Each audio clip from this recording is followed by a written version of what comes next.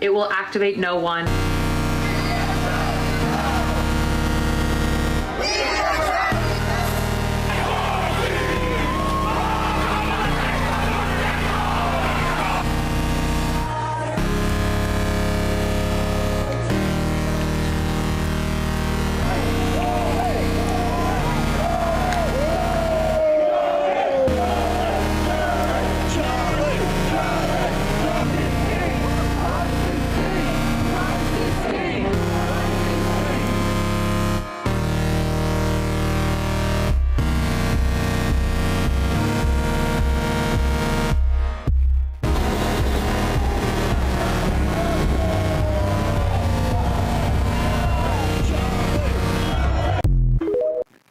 Yeah.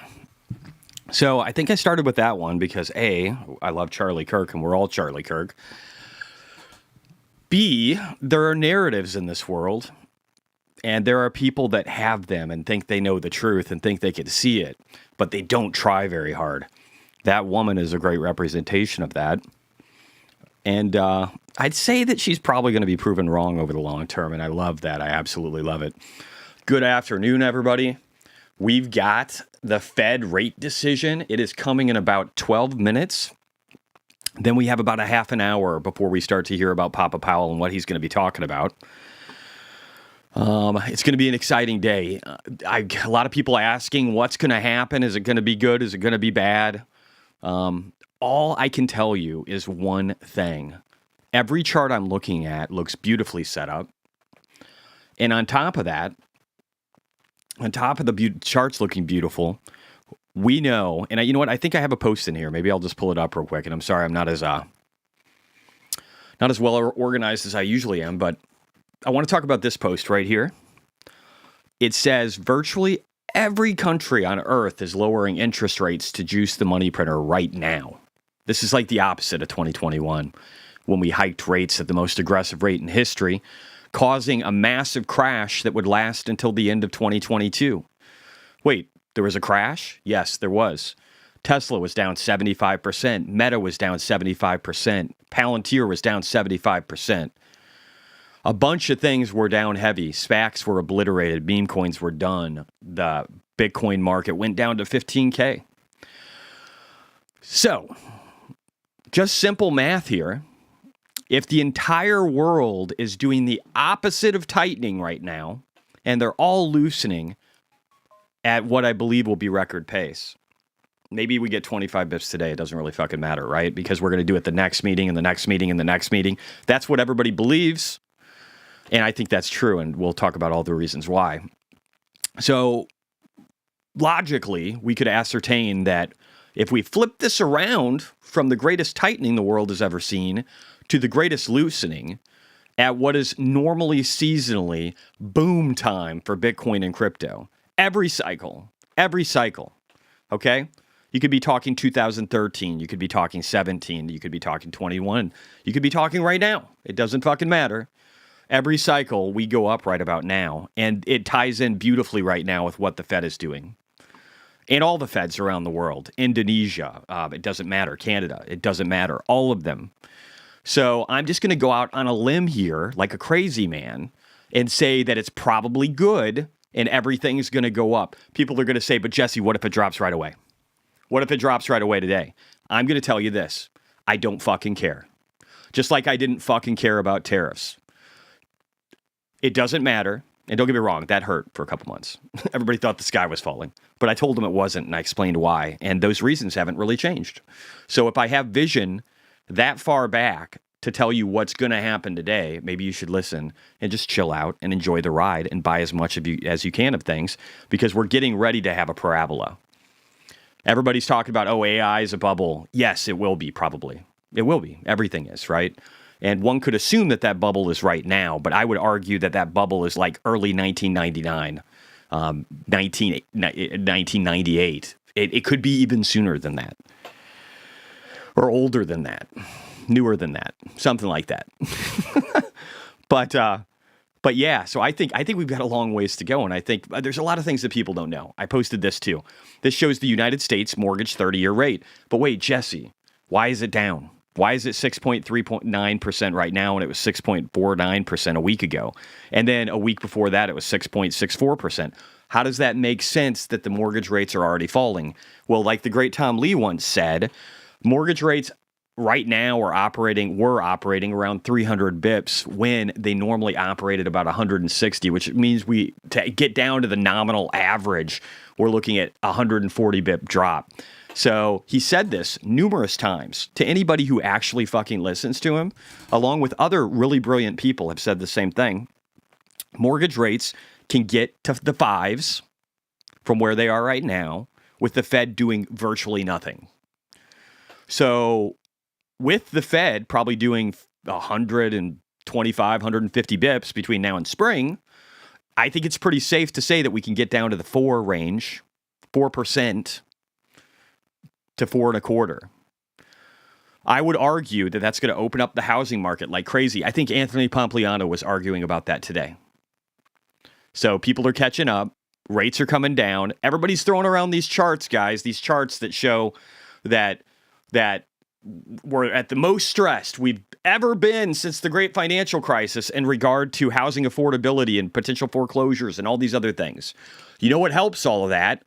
Bringing rates down. You know what Jerome Powell has a major incentive to do right now so that he doesn't look like the worst fucking Fed chairman in a very long time, if not ever? Lower rates. So I'm not really worried about it. I'm just going to be straight. I'm not worried about it. And Tom Lee's not worried about it. You got Michael Saylor and Tom Lee hanging out.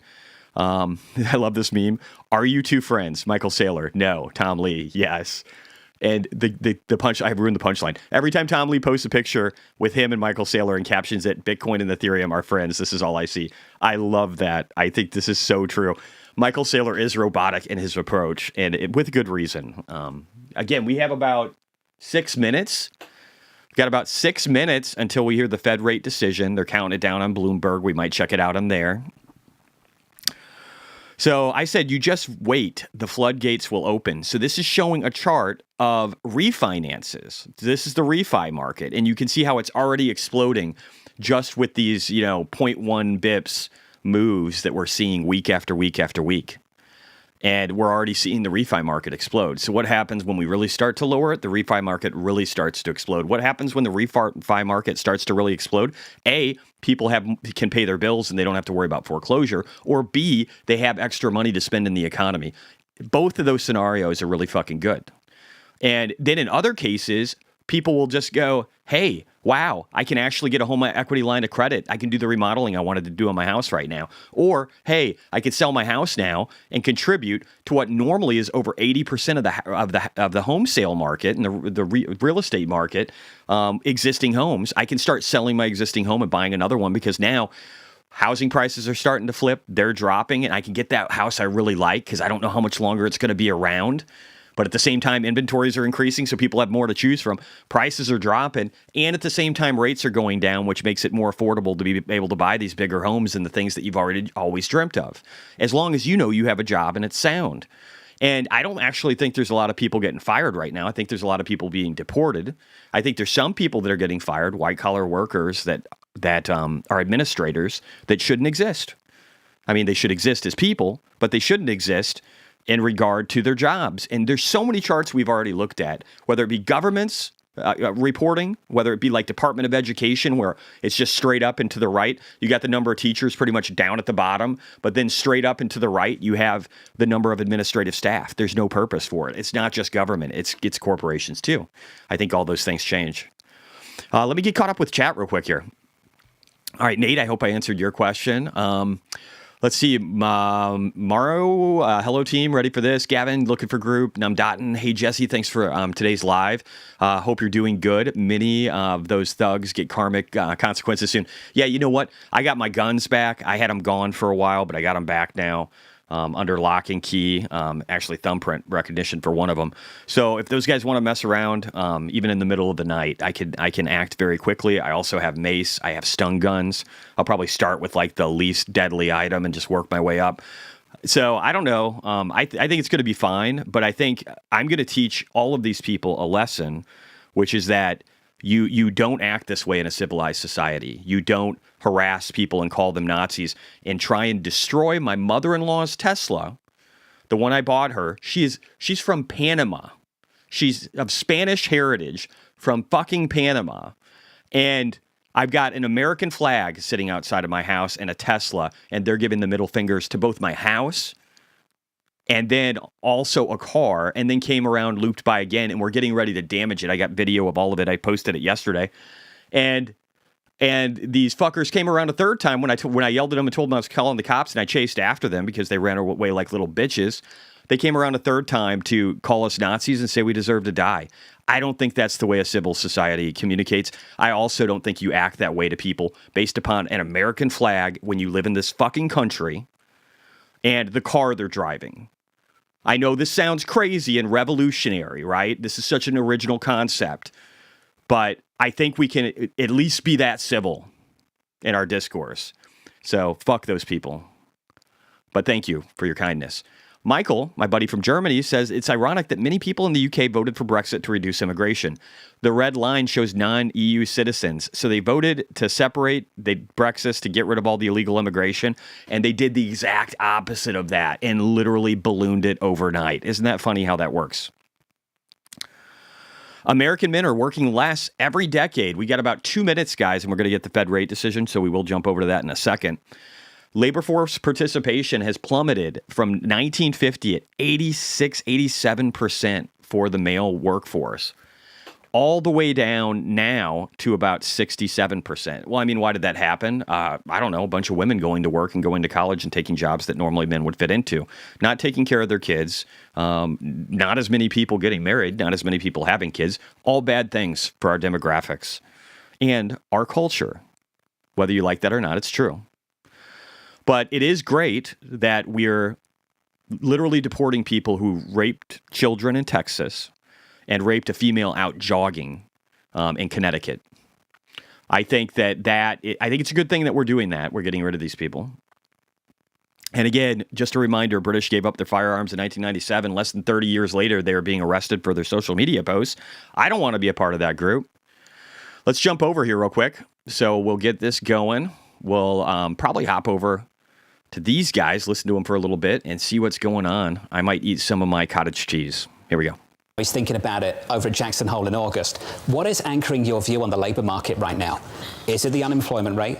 Is it measures of slack? Or is it payrolls growth? Because the Chairman Powell of July was very different to the Chairman Powell of August. Who said that it was really important back in July to look at the unemployment rate and then the payrolls headline figure? The problem is, right now, people really dispute the idea that we have the same kind of labor market that requires the 150, 200,000 jobs created per month, and that this is more of a 50,000 a month kind of break-even rate that we should be looking at. Do you get lulled into a bigger conversation?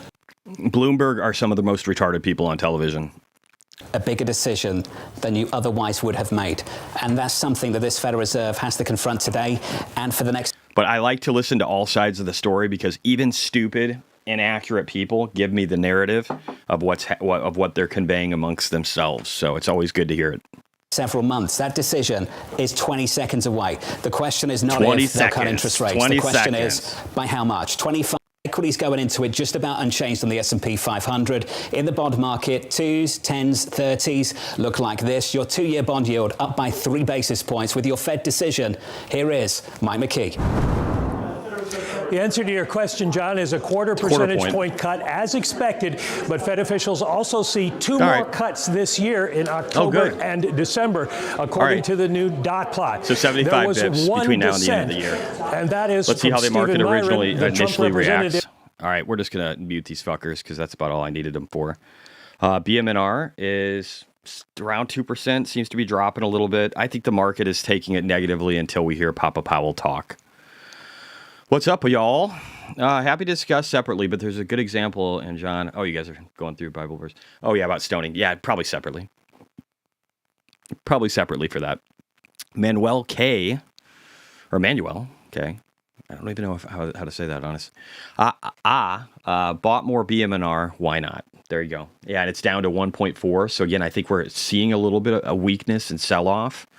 Looks like Tesla's negative too. I'm actually not surprised by this whatsoever. I think this is pretty normal. Let's look and see what the stock market heat map look like. Yeah. This is probably delayed, but still, I think this is pretty normal. Nvidia having not so great news. We should get caught up. Let's do this while we're waiting for the man. Let's roll through other posts here. Breaking: the Bank of Canada has lowered their key interest rate by 2.5%, which is 25 bips as well. We're going to skip all the political stuff. Keep moving. We got Tesla. Tesla, my Asla. Tesla sold more EVs than the next 4 brands combined. Huh, isn't that funny? Yeah. That's a good post, but we'll skip it. We got Joe Bhakti talking about how white-collar jobs are more likely to go first before blue-collar jobs. I actually agree with him. I think there are some blue-collar jobs that are going to go, but I think the majority of them, again, is going to be administrative staff. So I think that's true. I also think that China, this is funny, China says, no, we're not going to take your NVIDIA chips. And then they also highlight a new chip, not actually out chip, that's super exciting, and you should buy BABA, right? So what it sounds like to me they're trying to do is they're trying to have U.S. and Western investors, because that's where all the money's at, invest in BABA while shutting out the NVIDIA market so that they can have their own chip sector and get Westerners to pay for it. I actually think one of the moves that we should do is start delisting Chinese stocks, starting with BABA. That's my 2 cents. And I appreciate Joe Bhakti. I appreciate you for your comments about my portfolio and the fact this is kind of cool, actually. And I kind of agree with him. He said the funny thing is most people see this and totally it doesn't register. They don't connect the dots. This is not a joke. It's real. The age of AGI enables massive returns, and they're not random. They're a result of research, discipline, flexibility, and brains. I actually do think that it's things like Grok, and it's all the tools that are available, and it's social networks like YouTube and really mainly X that allow us to all find the truth and get better at it. So I thought that was a huge compliment, and I really appreciate it. Afternoon for Florida. 25 cut and 2 more this year. It all sounds good to me, bro. Why fascists hate critical thinking. Randy Weingarten's new book, Why Fascists Fear Teachers. That is so hilarious. Why they actually fear indoctrination. I don't know that teachers have open debate anymore from what I've seen. It doesn't work that way. XAI's Colossus 2, the world's first gigawatt scale data center. Isn't that fucking awesome? It's macro hard, guys. Peter O'Connell, 100. This is mostly low coupon fixed rate MBS treasuries, which will accrete towards par over time even quicker than as the Fed starts cutting rates. So what was that in regard to? He was talking about Kobayashi Letters post. This has been going around a lot for really months and months and months and quarters, really. It's unrealized losses on investment securities, honestly, probably years, right? When did this start? 2022, right? So the beginning of 2022, down here is when it was peak fear. That was actually the lowest level, and you can see higher lows all the way up. We're at one of our best levels, third best since we went deeply negative. So I actually think it's a good thing. And what he was saying is that as rates come down, and we know, again, there's a multiplier to how quickly rates are going to come down versus what the Fed's doing. So if they're saying 75 bips between now and the end of the year, I would say 150 is what we're going to actually be seeing in regard to mortgage interest rates. So that's pretty dramatic, if you ask me. And I think that's what's happening. And so I wouldn't worry about this. These bank losses aren't real. It's not a real thing, guys. Live started? Yes. I think we're live. We've got 24 minutes until Papa Powell comes out, when we're going to be listening to him. Here's Amy Nixon. I fail to see how a 50 base point rate cut will improve anything in this economy over the next 6 months. This stupid biatch is the DFW housing and economic analyst as seen on Fox Business and Bloomberg. She literally focuses on housing and economic analysis, and she doesn't understand how mortgage rates coming down by 1% over the next 6 months will help housing. How retarded do you have to fucking be? Alexander Murs, do it now. It may not work out, but you'll learn. One day you're going to look back at all the bad decisions you made and wish you still had time to make more. I 100% agree with that. You should fail and fail often. Hunt, welcome. You're a member now, so you can actually talk and chat, ask any questions if you want to. Let me see here. Milo is a gay conservative, far right. Well, at least that's what they used to call him. He says, this is not sustainable. There must be consequences for deliberate, malicious falsehood told to millions. I agree with that. I think we actually have a process with that. I think we call it defamation. And there's probably other laws that we can use for blatant lying as well. But if you listen over here, you can hear Jimmy Kimmel talk about how this murderer who happened to fuck transgender boys was MAGA, which is just fascinating to me. And who somebody his mother said had leaned hard left in the last year or so. We hit some new lows over the weekend with the MAGA gang desperately trying to characterize this kid who murdered Charlie Kirk as anything other than one of them and doing everything they can to score political points from. So literally saying this guy's MAGA and we're working hard to hide that. Isn't that funny? Charlie Kirk, a bunch of people love him. Who knew? Here's an ex-trans, an ex-leftist who is going back to their original gender, and they thank Charlie Kirk for giving them the ability and strength to do that. Let's keep going down here. We'll try and keep it on point. Housing starts, 1.307 million. Expected was 1.365, and last was 1.429. Permits looked very similar in nature. I would argue that this gets fixed with rates going lower. Builders and everybody really will be able to throw some fuel on the fire. CleanSpark, guys, up 3.36% today. I did a post earlier where I talked about the fact that both CleanSpark and Mara are getting ready to break out. You can see how close CleanSpark is getting ready to break out from its next fib level here. Its first fib extension level, I should say. And that's a quick run to this next peak over here in volumes, around the 16-ish range. So seems pretty good to me. I would not be fading that move. There's a lot of those, by the way. A lot of moves like that. Let's look here real quick while we're in Google Trends. And Beatty, thank you for joining too. You're a member now. You should be able to talk and chat. Joseph says, hello, Joseph. Tony Yison said, live started. And I said, with question mark, I said, yes, it has.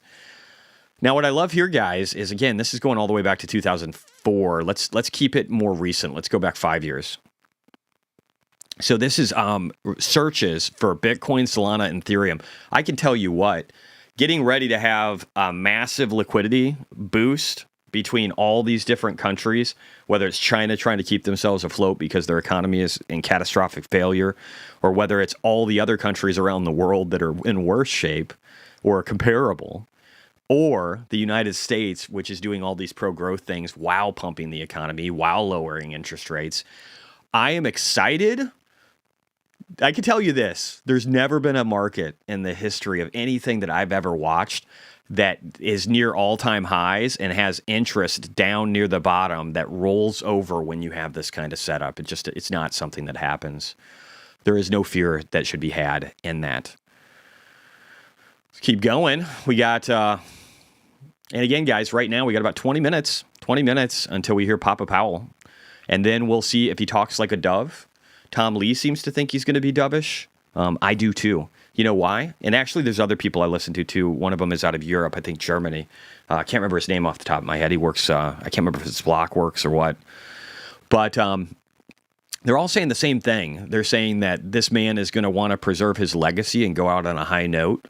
And he's not going to want to go out on a contentious note where he could be blamed for an economic catastrophe. And I agree with that. And I could see why he'd do the 25 bips and then telegraph another 50 between now and the end of the year. Trump will still hound him and say it's not enough to make him accountable for it. If it becomes a problem, he can blame him for all of it. And then they could be more aggressive and say, see, guys, we got rid of the dipshit and now we're in control. Don't worry. It's positive. And so you can spin a really good narrative off of that. But Stephen Mark Ryan says when the original margin cost, energy, labor, and intelligence falls to zero, humanity enters an age of abundance. The future is going to be amazing. I want to stop there for a second because I think you really need to grasp that. I don't want to be like all Gavin Newsom and waving all over the screen, but this is a big deal. the marginal cost of energy is going to be literally plummeting in the next decade. Labor plummeting in the next decade, whether it's autonomous cars or robots replacing or AI replacing and automating away jobs that now are just a bunch of tasks and decisions from different AIs, agents. And intelligence, again, Grok is amazing. ChatGPT is a piece of shit. I mean, it gives you good results right now, but it is a piece of shit because it's run by Sam Altman. But all these things are falling to zero, and abundance is being built right now, and all we have to do is not destroy ourselves. So there's just an amazing future ahead. And when I listen to all the doom bringers, I listen to probably 20 hours a week of people bitching and moaning about everything being problematic and how the world is going to fall apart all the time, guys. And when I listen to these people, none of them talk about this. None of them. Lynn Alden, why don't you talk about AI? Why don't you talk about robots? Why don't you talk about what Elon's doing? Well, I know you don't want to talk about what Elon's doing because you hate him. And I still don't know if you're transgender. People have told me that, but I don't know if that's true. It does seem like you have an Adam's apple, but hey, much respect. I don't give a shit, okay?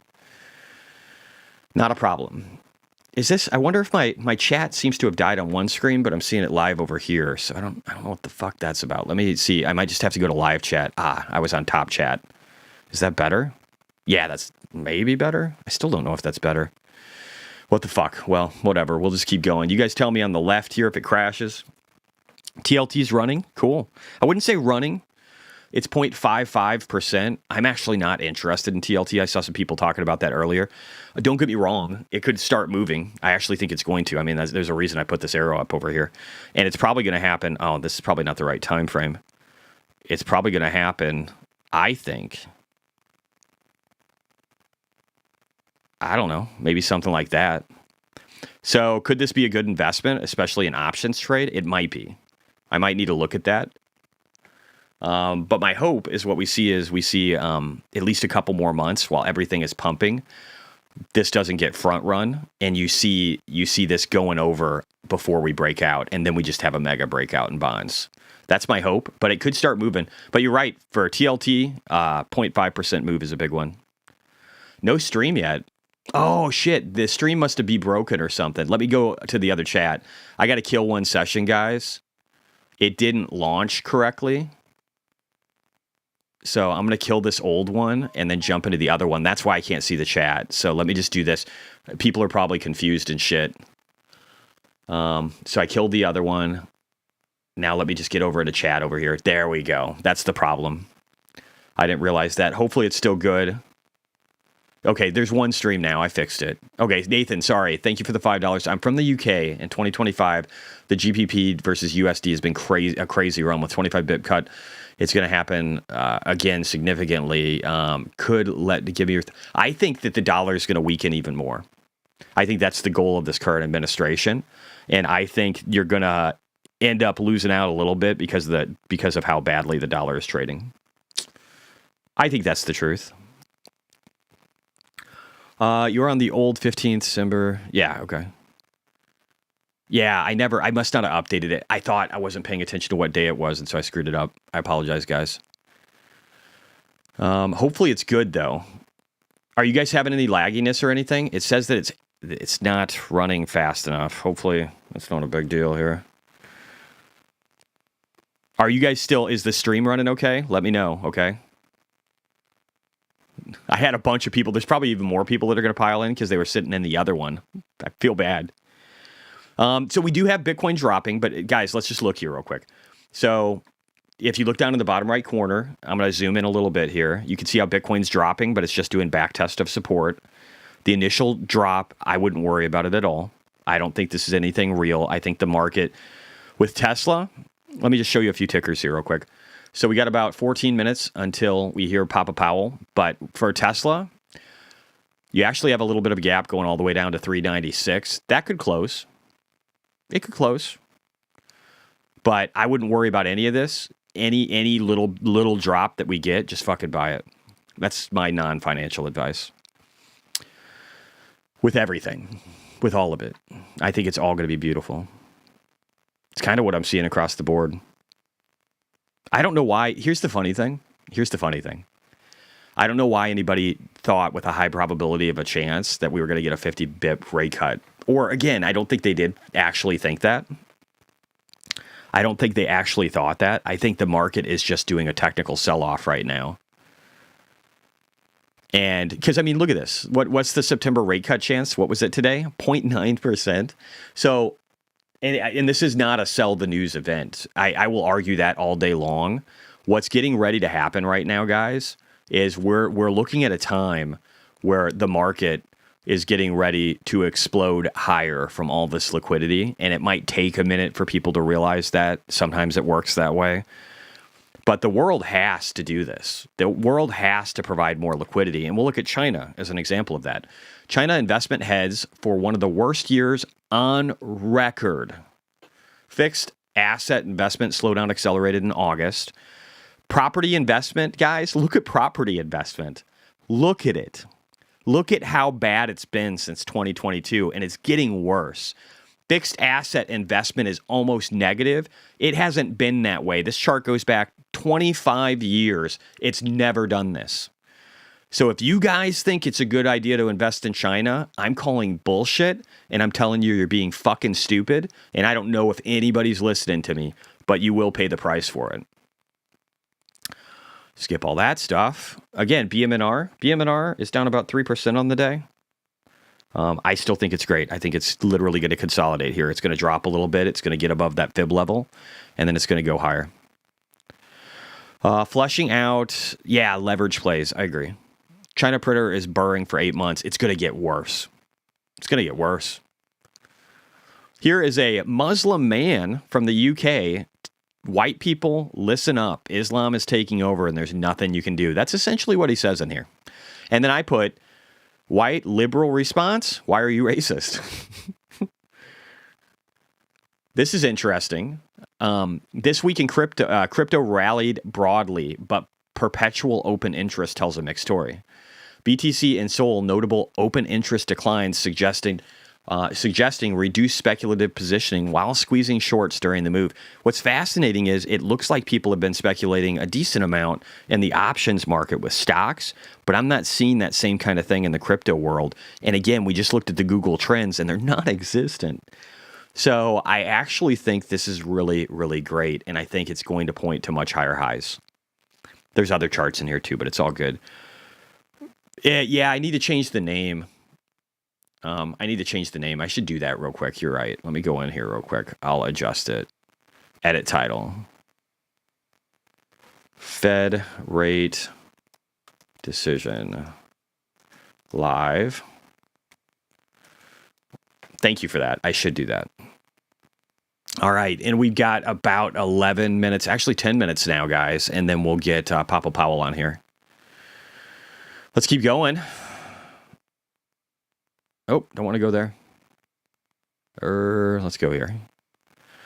Your muscles are still fire. Oh, barely, dude. Hey, and Bill, I saw somebody. So I've had crazy shit happen in my life. You heard part of it already, just in the last 24 hours. But ignoring all the stupid shit, I did meet somebody on the bike trail, or I shouldn't say the bike trail, a hiking trail where I live named Bill. I didn't talk to him much because we just got done hiking 3 miles with my wife and my mother-in-law. But he said, all of a sudden I just heard, I'm a sub. And I was like, what? I was like, I'm sorry, what did you say? Because he was like walking by, starting his hike.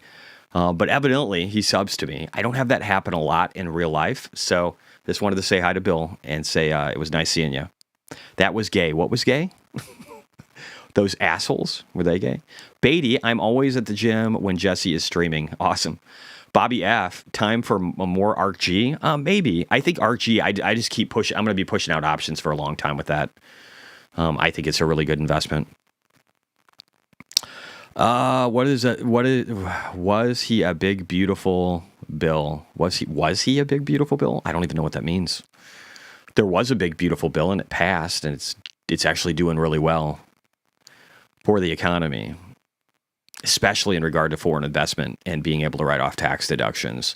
Not to mention all the tax stuff we're doing, not to mention the Is it market structure or crypto? Yeah, I think it's market structure bill that's going to be passing between now and the end of the year. Eat well, invest, pray, and love your family equals the good life. I kind of agree with that. Not really a big prayer, but more lately. Let me get back down here. So, let's see. Vivek Ramaswamy says we're seeing the same trend on the ground in Ohio. Disaffected ex-Democrats are fleeing their party in droves. I'm actually really interested in this. Real Clear Politics. I haven't looked at this in a while. Get a Rottweiler. I already had one. He almost killed me. He chewed into my face, and I could see my jawline and my teeth, and then underneath here. But he was like a Rottweiler pit bull mix, which is a pretty fucked up genetic offspring. ETH chart, please. Yeah, we can look at it. Give me a second here. I'll pull that over, and then I'll try and see if I can find where the polling is. I want to see what polling looks like on Real Clear Polling. Wow, guys. I just want to say, just pray for your families, because we're down 0.56% right now on ETH and 1% on Bitcoin. We're suffering a major crash right now, guys. So I hope you can all hang in there and make it through it and prevail. I'm going to say we're all right. That's sarcasm. I can hold up a sign if you guys need it. Anyway, Real Clear Politics. Let me see here. Election. Satisfaction polls. Where are the good ones? Where are the good ones? I want to see polls. All latest polls. Presidential job approval. Favorability. Ratings. I wish I could see like just the Democratic polling. Whatever. I'll look at presidential job approval and see how it's doing. Holy shit, I didn't know you were joking for okay. Oh, hopefully you did. Dave, us Brits love sarcasm. Yes, you do. Monty Python. There's a whole bunch of really good things. Benny Hill. I used to watch Benny Hill at like 1:30 in the morning. That's when they play it here in the States when I was a kid. It was fucking great. So let's look at favorability ratings for Trump. We have a disapproval rate of 5.1 and an approval rate of 46.2, which is actually incredibly good when you compare him to somebody like Joe Biden near the end. So that's actually not too bad. I wish I found a Democratic one, but I didn't. So might have to do that later on. But we got about 6.5 minutes. Should I swap MSTX for CleanSpark? I don't know. I honestly, MSTX sounds painful, dude. You're looking at a 2x multiplier on something that's already really, really big market cap and that has had a fairly negative trend in the chart. So, and by fairly negative, I mean it's under the 200 moving average on the daily time frame. That's normally like bear market territory. And I do want to say this about MicroStrategy, guys. If you look at the last cycle, you can see that it topped in February of 2021. The rest of the market didn't top until November. So I'm just saying we could be doing something like that again, where maybe it gets up, maybe if we're lucky, it only gets up to 540 and then it drops. So I don't think a 2x MSTX play is a good one. I would think CleanSpark is probably a cleaner play right now. But that's not financial advice. That's just me and my thoughts. Bobby F., why not buy Tesla 2027 leaps at this point? Can't lose. Maybe. I'm trying to be very conservative right now. I've done really, really well over the years. And if I get to 10 to 12 million by the end of this year, I think that's a really good thing. Maybe I'll take a smattering of that and do something like that, going out a ways to 2028 even. What about Metaplanet? Yeah, sure. Metaplanet, I think, is bottoming still. And there's a reason I say that. If you look here, volume on Metaplanet, so their international offering is basically done. And we had the highest volume going all the way back to June. So even though we're right at it, I would argue that this is probably looking like something like maybe a weird W bottom with massive gaps to the upside that are right over here. Actually, the latest one is from here to here, right? So that's a pretty big fucking gap, I would say. Wouldn't you say? I would say. So I don't know. Does it have to be? Does it have to be the bottom? I think it is. I think it's the bottom. So, and that's going to be a nice gap to close, along with all of the others. There's like little tiny ones over here. There's like a little baby gap over here. There's a gap over here. There's a gap over here. This is going to be easy money, guys. This is, what are we looking at for upside? Wow, we have, 3 minutes. 3 minutes until Papa Powell. We're probably going to get over to that here in a second. But, I mean, look at this. How much upside do we have? How much am I saying? I'll just update this chart real quickly and save it for people who don't know. I have all my charts in the Discord. You also have the community that talk about stuff and find new opportunities. I haven't been as active in there as I would like to be in the future, but I do think I'm going to get a lot more active in the future. So I'm looking at this volume profile over here and saying maybe we find resistance around the 10s. And then again, I think we're going to at least close this one up over here, 200% higher. And then all-time high is 294%. And then I think there's going to be a stretch where I think what we do is between 294% and 499. I think that's where this thing lands, and that's a pretty good upside. I agree with Jesse about MicroStrategy topping last cycle. Yeah, it totally could. EC, I don't think I'll have enough time on EC. I don't actually own any of that anymore. I got rid of it just because I wanted to simplify my play for people who don't know. For Solana, I got rid of all the treasury companies for that. I'm just doing a 2x. And then for Ethereum, I'm doing Bitminer. Basically, I've got a little bit of some of the other stuff, but it doesn't really matter. It's a small amount. And then I've still got a lot of the Bitcoin treasuries with the main focus on SWC and Metaplanet. We should all have a Papa Powell picture at home. Some people like Kim Jong-un salute in the morning. You guys are great. I've got open chat, so this is more entertaining than usual. Anyway, let's hop over here. We've got about 2 minutes. Let's fast forward here. See what Bloomberg's talking. I might even find something better. Why? Because of this prioritization of growth over inflation by the FOMC and a reiteration of that in this SEP. This is what'll matter, guys. Basic question. You've been doing this for a few years.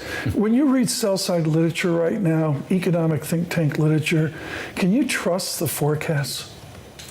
Well, yes. I mean, I think forecasts are always fraught. The dot plot is no different than the sell-side forecast. It's not like they...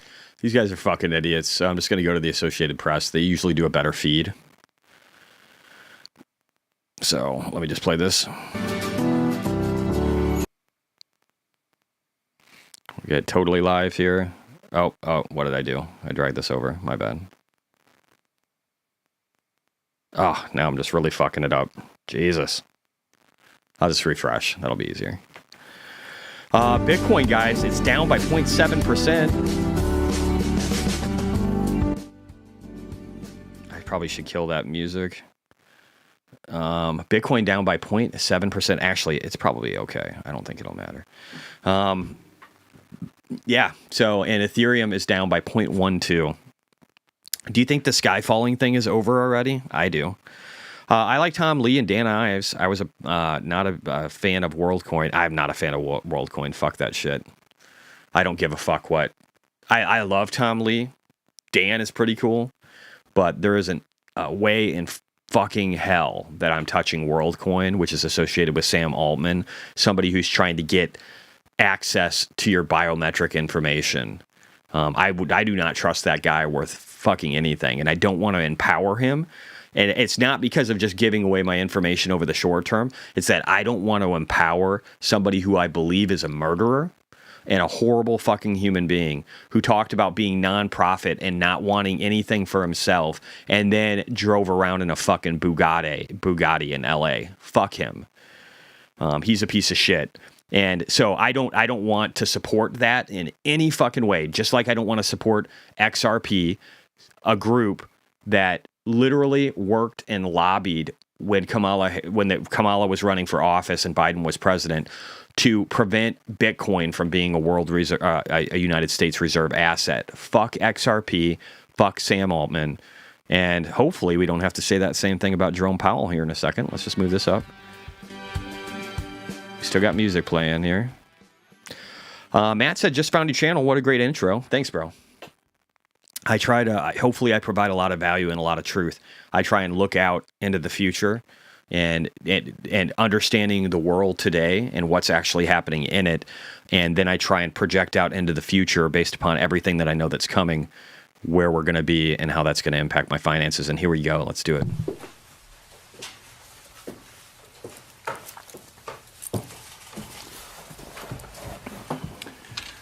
Good afternoon. My colleagues and I remain squarely focused on achieving our dual mandate goals of maximum employment and stable prices for the benefit of the American people. While the unemployment rate remains low, it has edged up. Job gains have slowed, and downside risks to employment have risen. At the same time, inflation has risen recently and remains somewhat elevated. In support of our goals, and in light of the shift in the balance of risks, today the Federal Open Market Committee decided to lower our policy interest rate by a 1/4 percentage point. We also decided to continue to reduce our securities holdings. I'll have more to say about monetary policy after briefly reviewing economic developments. Recent indicators suggest that growth of economic activity has moderated. GDP rose at a pace of around 1.5% in the first half of the year, down from 2.5% last year. The moderation in growth largely reflects a slowdown in consumer spending. In contrast, business investment in equipment and intangibles has picked up from last year's pace. We know why that's happening, right? Trump, tariffs, incentives for investing in America, no tax. Activity in the housing sector remains weak. In our summary of economic projections, the median participant projects GDP to rise 1.6% this year and 1.8% next year, a touch stronger than projected in June. In the labor market, the unemployment rate edged up to 4.3% in August, but remains little changed over the past year at a relatively low level. Payroll job gains have slowed significantly to a pace of just 29,000 per month over the past 3 months. A good part of the slowing likely reflects a decline in the growth of the labor force due to lower immigration and lower labor force participation. Even so, labor demand has softened, and the recent pace of job creation appears to be running below the break-even rate needed to hold the unemployment rate constant. In addition, wage growth has continued to moderate while still outpacing inflation. Overall, the market slowing in both the supply of and demand for workers is unusual. In this less dynamic and somewhat softer labor market, the downside risks to employment appear to have risen. Good. In our SEP, the median projection for the unemployment rate is 4.5% at the end of this year and edges down thereafter. Inflation has eased significantly from its highs in mid-2022, but remains somewhat elevated relative to our 2% longer run goal. Market's fine, don't worry about it. Estimates based on the Consumer Price Index and other data indicate that total PCE prices rose 2.7% over the 12 months ending in August. This is the boring part. The questions are the good part, guys. Food and energy categories. I'm going to eat my cottage cheese. Core PCE prices rose 2.9%. These readings are higher than earlier in the year as inflation for goods has picked up. In contrast, disinflation appears to be continuing for services. Disinflation? Near-term measures of inflation expectations what about housing, have moved up on balance over the course of this year on news about tariffs, as reflected in both market and survey-based measures. Beyond the next year or so, however, most measures of longer-term expectations remain consistent with our 2% inflation goal. The median projection in the SEP for total PCE inflation is 3.0% this year and falls. Look, guys, he's showing charts. All of a sudden. To 2.6% in 2026 and to 2.1% in 2027. Our monetary policy actions are guided by our dual mandate to promote maximum employment and stable prices for the American people.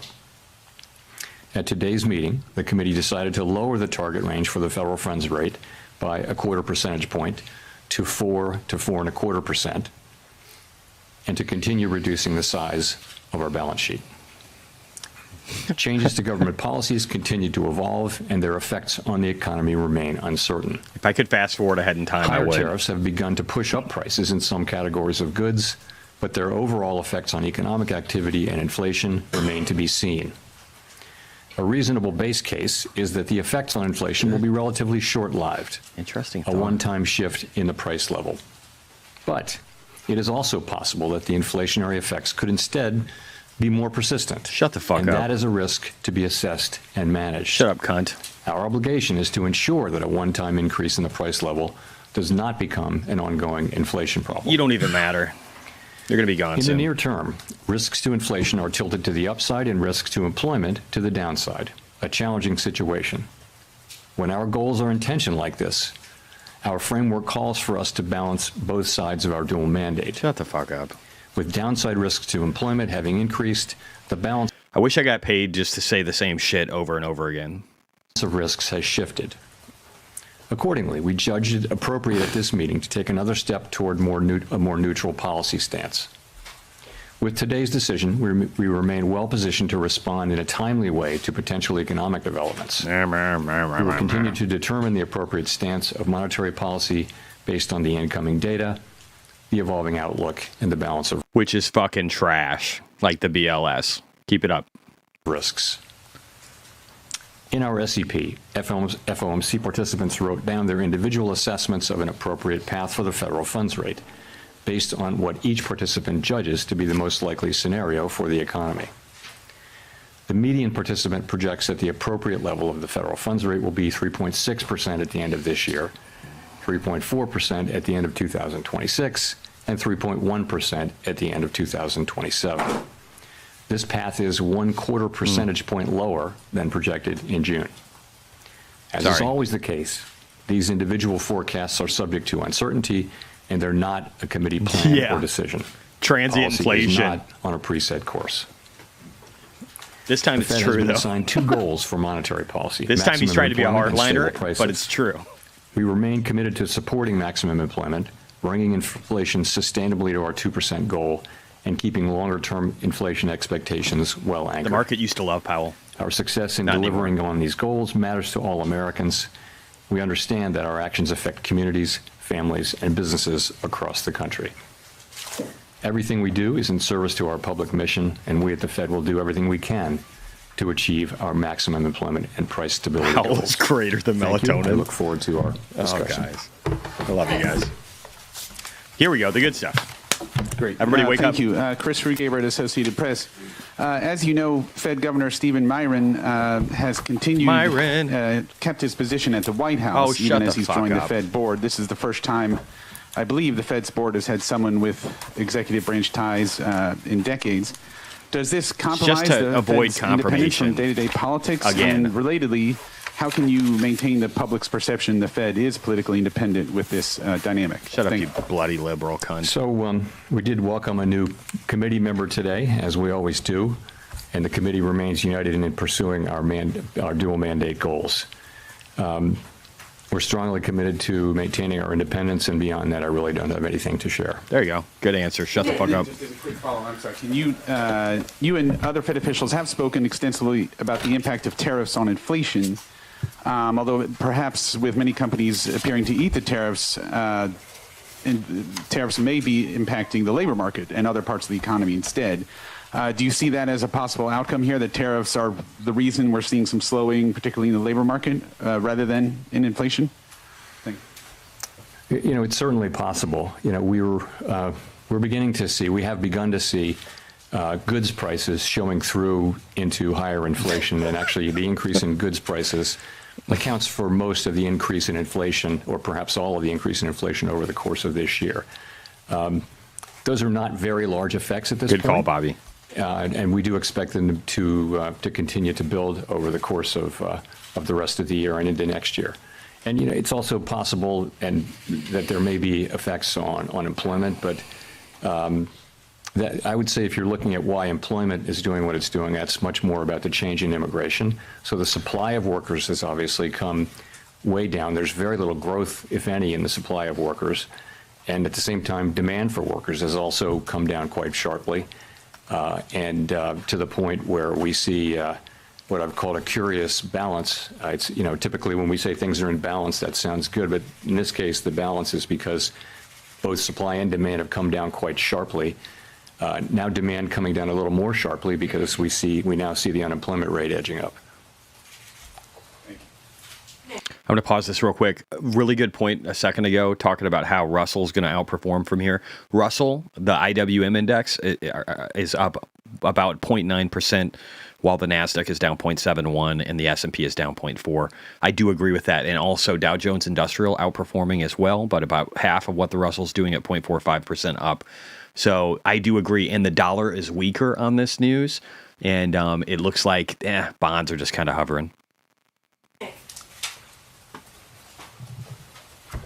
Nick Timmerosa, The Wall Street Journal.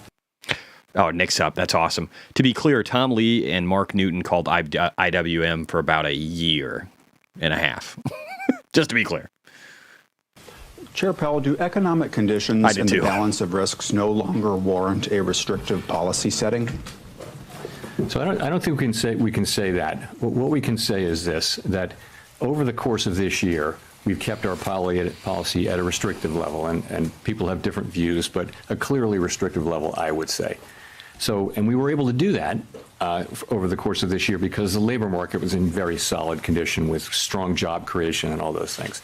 I think if you go back to April and now look at the revised job creation numbers for May, June, July, and August, you can I can no longer say that. Yes, it did. So what that means is that the risks were clearly tilted toward inflation. I would say they're moving toward equality. Maybe they're not quite out of equality. We don't need to know that, but we do know that they've moved meaningfully toward greater equality, the risks between the two goals, and that suggests that we should be moving in the direction of neutral, and that's what we did today. Under what circumstances would a larger than 25 basis points rate cut be warranted, and how seriously was that option entertained at your meeting this week?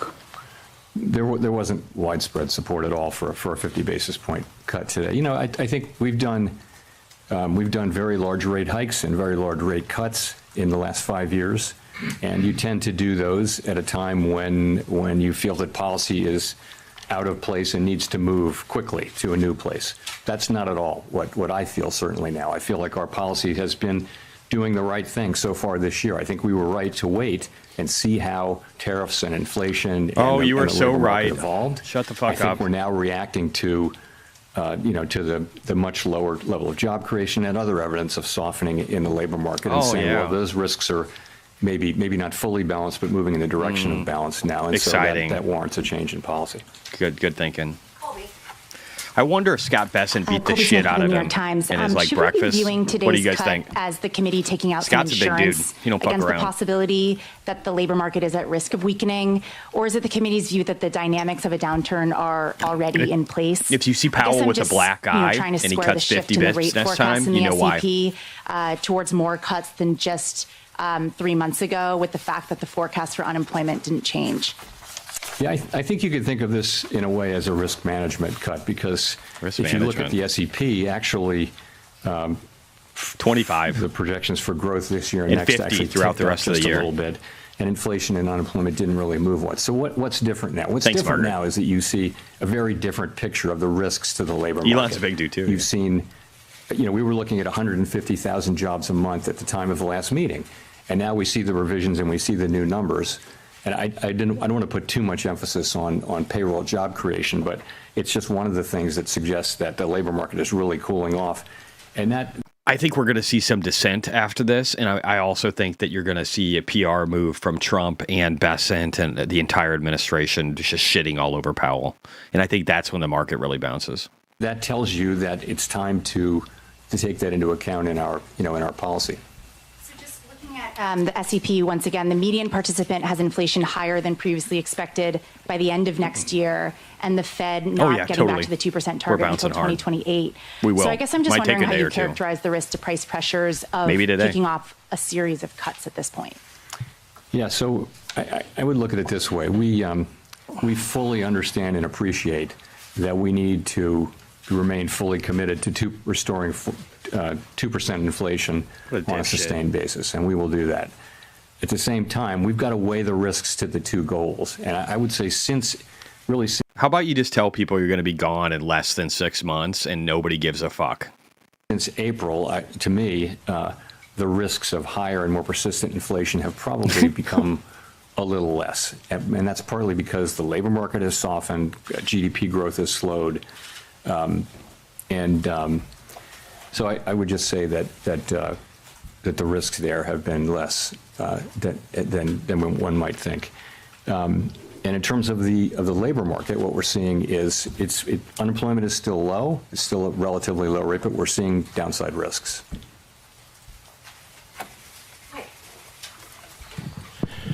Michael McKee from Bloomberg Radio and Television. I'm a little confused by your explanation of the Fed cutting rates because of unemployment. If you think that most of what's happening in the employment area is related to balance immigration, sheet is still shrinking. He's an idiot. Rate cuts wouldn't address. How do you see that as more important than inflation, which has remained? We're so much better than the rest of the world. Seedless. Well, I was saying that what's happening in the labor market has more to do with immigration than it has to do with tariffs. That was the question I was answering. So I wouldn't say that all of what's happening in the labor market is due to tariffs. I mean, you clearly have a slowing in due to immigration. You clearly have a slowing in demand, which is now perhaps more than that in supply, and we know that because the unemployment rate has ticked up. So, that's what I meant by that. I think a follow-up. Every year since 2015, the SEP has forecast that you would hit your target 2 years later, and you never do. This year, this SEP says you're going to hit your target 2 years later. 2% does not seem to be in sight. Does that suggest that the 2% target is not really achievable? And does this present any credibility problems for you in telling people that that's what you're going to do if you can never reach it?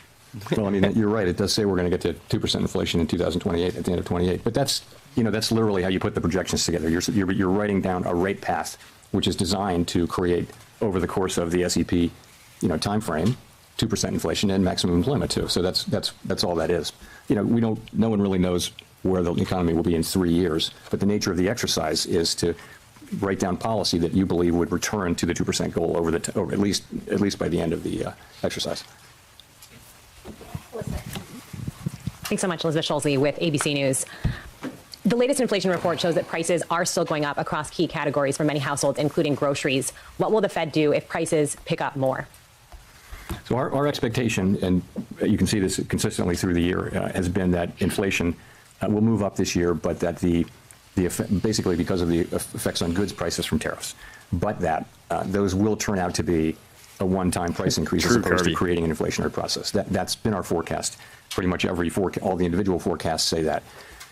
We can't just assume that, though, right? We have to. Yeah, how's your multi-billion-dollar Fed building? That is what happens, and we will do that job.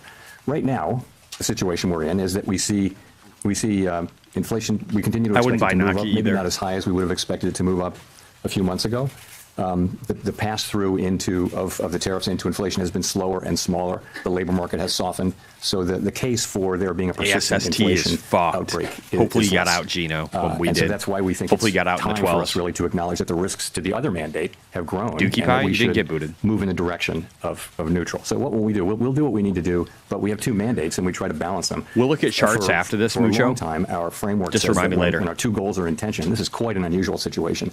How do we decide what to do? Because I'm actually maybe bullish on Iran. What we do is we ask which is farther from, how far is each from the goal and how long is it expected to get to the goal. So, and then we think about those things, and we see, as I mentioned, our policy had been really skewed toward inflation for a long time. I just bought SoFi and Hood for my long-term account. Risk clearly in the labor market, and so we're moving in the direction of more just neutral a couple policy. grand. How concerned are you about the slowdown in the jobs market for households at home, especially younger Americans struggling to land a job? So it's an interesting labor market, and obviously we think it's appropriate that we reduce our rates so that we become more neutral, which presumably will be better for the labor market. Which they're not even close to. You see people who are sort of more at the margins, so kids coming out of college and younger people, minorities are having a hard time finding jobs. The overall job finding rate do you have some DEI quotas to fit, motherfucker? Is very, very low. However, the layoff rate is also very low. So you've got a low firing, low hiring environment. And the concern is that if you start to see layoffs, the people who are laid off there won't be a lot of hiring going on. So that could very quickly flow into higher unemployment. In a healthier economy, healthier labor market, there would be jobs for those people. But now the hiring rate is very, very low. So that's been a growing concern over the last few months. And it's one of the reasons why we think it's appropriate that we begin to shift our policy focus toward a more balanced one. Steve Leisman, CNBC. Mr. Chair, Stevie, in the past, during rate cuts, you used the word recalibration. And I wonder if you pointedly did not use it this time. And in fact, when you said policy is not on a preset course, did you mean that as sort of the opposite of recalibration? Are we meeting to meeting, data point by data Good point? question, Are we in the Craig. process here of getting back Good to question. neutral? Thank you. So I think we're in a meeting by meeting situation. We're going to be looking at the data Let me say a word about the SEP really here. So we often point this out. What the SEP is it's an accumulation of the individual projections of 19 people, showing what they believe at a particular moment in time to be the most likely path for the economy and thus the appropriate path for monetary policy as well. And as you know, we don't debate or try to agree on what that is. We just write them down and accumulate them. We do sometimes discuss them. And so we always say we're not on a preset path, and we really mean that. The actual decisions we make are going to be based on the incoming data, the evolving outlook, and the balance of risks. Trump asking some questions. That'd be so you will have seen that we have 10 participants out of 19 who wrote down 2 or more cuts for the remainder of the year, and 9 who wrote down fewer than, in fact, in a good number of cases, no more cuts. So rather than looking at this as certainty, I would encourage people, as always, to look at the SEP as through the lens of probability. And so there are different possible outcomes and likelihoods rather than this one is certain and this one isn't happening. So that's what I would say. Thank you for getting to my follow-up question. I can't wait until he's gone. Is the dispersion in the outlook a sign of uncertainty of policy in the meetings to come? Thank you. I think Iron's bouncing right now. It is such an unusual situation. Ordinarily, when the labor market is weak, inflation is low. And when the labor market is really strong, that's when you got to be careful about inflation. So we have a situation where we have two-sided risk. And that means there's no risk-free path. And so it's quite a difficult situation for policymakers. And it's not at all surprising to me that you have a range. To be clear, I think he's being more hawkish than I think Tom Lee would have expected or myself. But again, he did his 25 bips. He's just acting like a douchebag. This is very political, I think, in statement. Again, no talk about the housing market like you guys are talking about. It's bullshit. Range of views. It's not so much about having different. And his control over the Fed is going to be gone too. It's partly that, but it's also partly about what's the right thing to do in light of the tension between the two goals. How do you weight them? How worried are you about one versus the other? And so it's natural. I think it would actually be surprising if you didn't have a pretty wide range of views based on projection for 50 the remainder of the year. We do. So on top of that, but we get together, we discuss, we have a great discussion, and then we decide what to do and we act. But you're right that it's a wide dispersion of views. Yeah, and I think that's understandable and natural in the current situation. You know what I'm going to say? Oh, sorry. I hit this fucking button wrong. I'm going to say that Powell, that it doesn't really matter. His view doesn't really matter anymore. The narrative is going to be shifting to Powell's going to be out next year, at the beginning of next year, and that's all that matters. And they might even get him out sooner than what would normally be planned. Hi, Victoria Guida with Politico. It's a show. You've talked a lot about Fed independence and the importance of it over the years. But Fed independence. As markets have questions. Guys, we need the Fed to be independent. 90% of these people gave donations to Democrats, but they're so independent in nature, and they definitely don't have any bias just because they put 90% of their contributions towards Democrats, and they probably hate Donald Trump. Super, like nothing to worry about, guys. Nothing to worry about. Not biased at all. Definitely need independence, right? Questions about what exactly President Trump's intentions are with the Fed. What would you point to as the things they should to have them loosen to juice the economy while he's doing pro-growth policies to help encourage investment in this country? That's what he's going to fucking do. Be watching. And he could replace him with a fucking algorithm. To determine that the Fed is still making decisions based on a fucking hour listening to this bullshit. The economic outlook rather than political considerations. Look, it's deeply in our culture to do our work based on the incoming data and never consider anything else. That's just everybody who's at the Fed really feels strongly about that way. So, you'll know it by the way we talk about what we're doing, by the speeches that people give, by the decisions that we make. You'll know that we're just still going to do that. That's all we do. And we don't frame these questions at all or see them in terms of political outcomes. I think when you get to another part of Washington, everything is seen through the lens of does it help or hurt this political party, this politician. That's the framework. And I think people find it hard to believe that that is not at all the way we think about things at the Fed. We're taking a longer perspective. We're trying to, serve the American people as best we can. So I think you would be able to tell. I don't believe we'll ever get to that place. I would say we're doing our work exactly as we always have now. No, and thanks, people Kirby. They're making their arguments, and we're having really a great discussion around these challenging You might issues. be able to do the same, man. So, Do you see the court case around Lisa Cook as being related to questions of Fed independence? Fuck you, bitch. I see it as a court case that it would be inappropriate for me to Shut the fuck up. What a stupid fucking question. Shut the fuck up.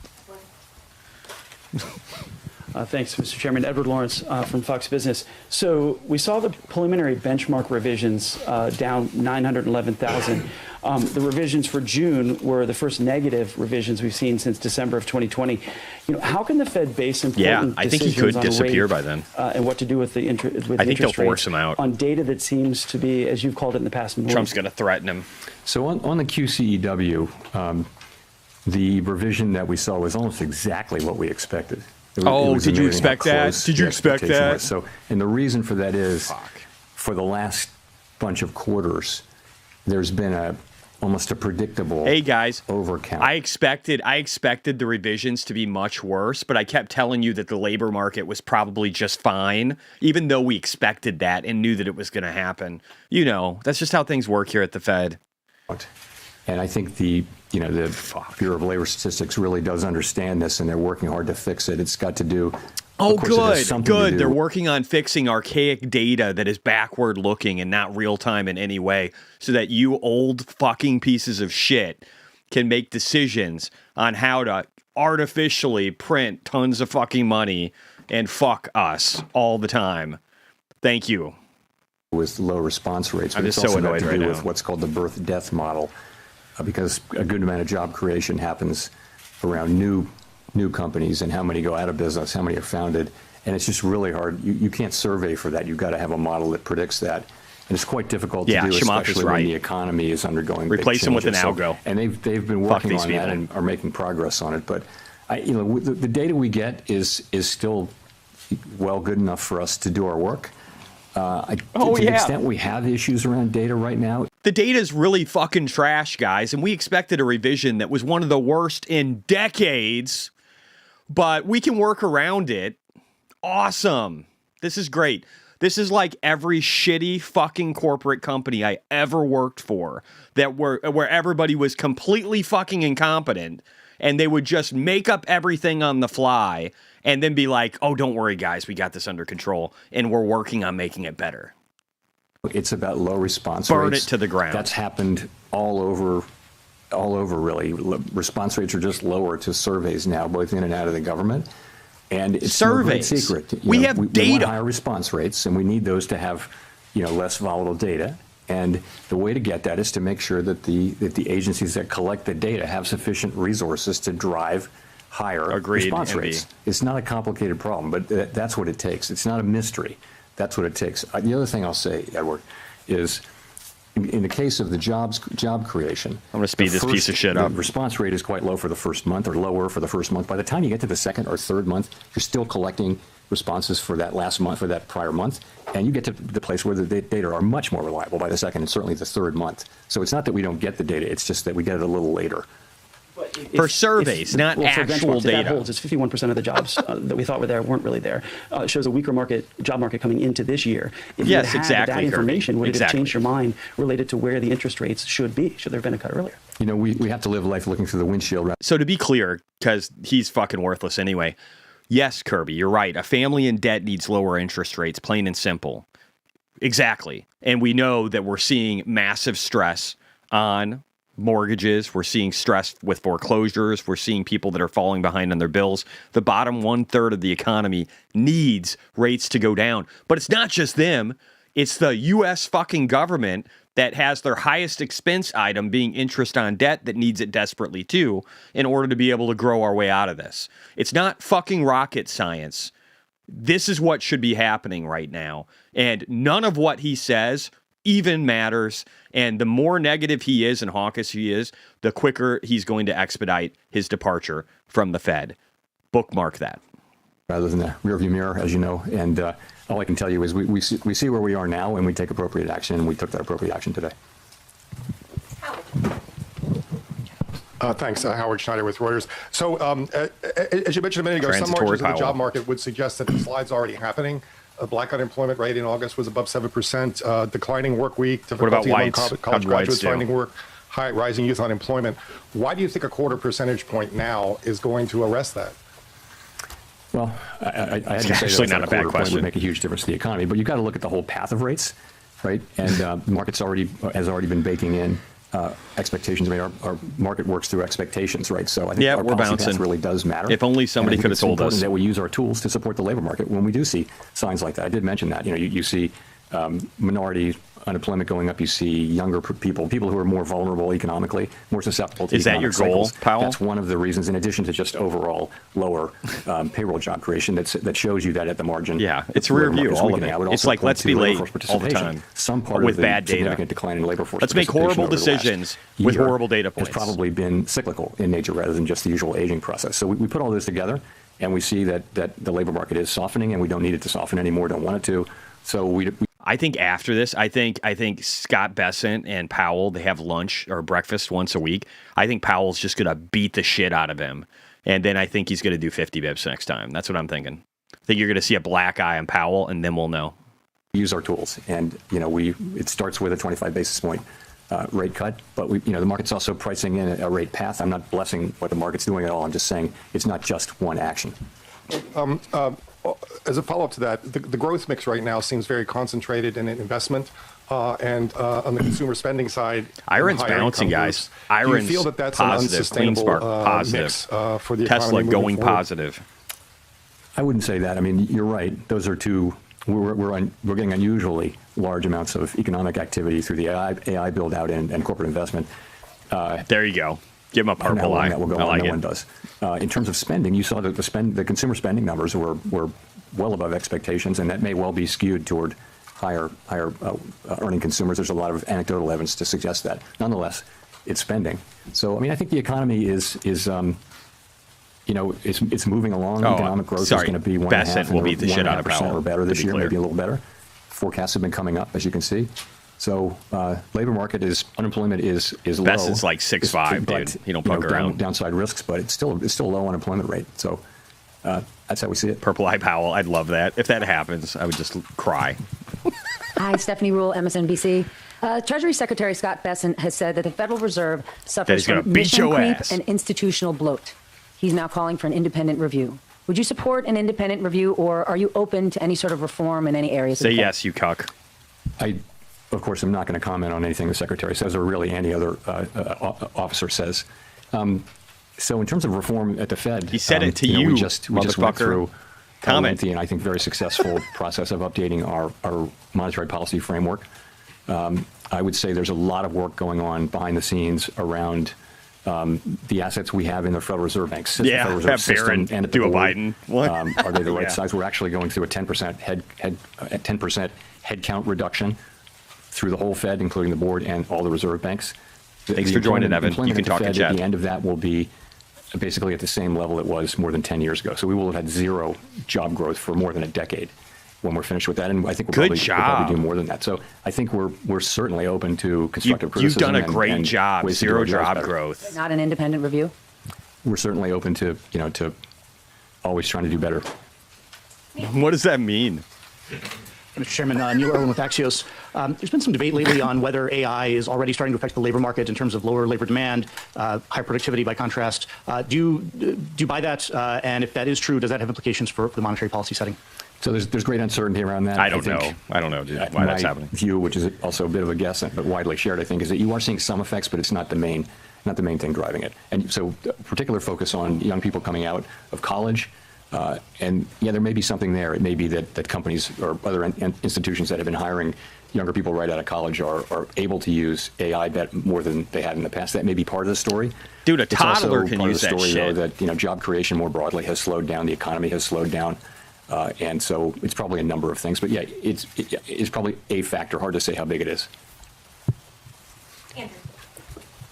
I just want to hit it myself. Thanks, Mr. Chairman. What evidence do you see of tariffs showing up in inflation? We're always open to trying to do better. You can take goods, just sort of the broad goods category. And last year, goods inflation was negative.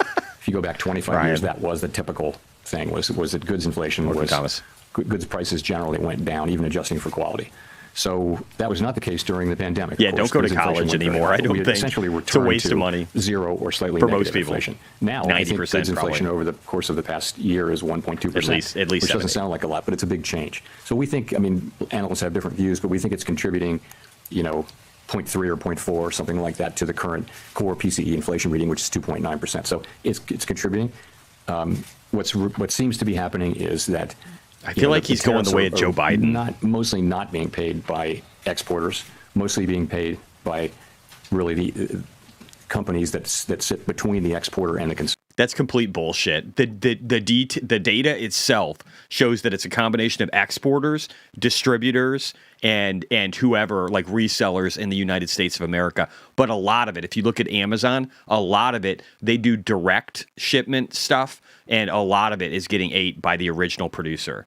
So it's fucking stupid. Like he's wrong. He's just wrong, and it's bullshit.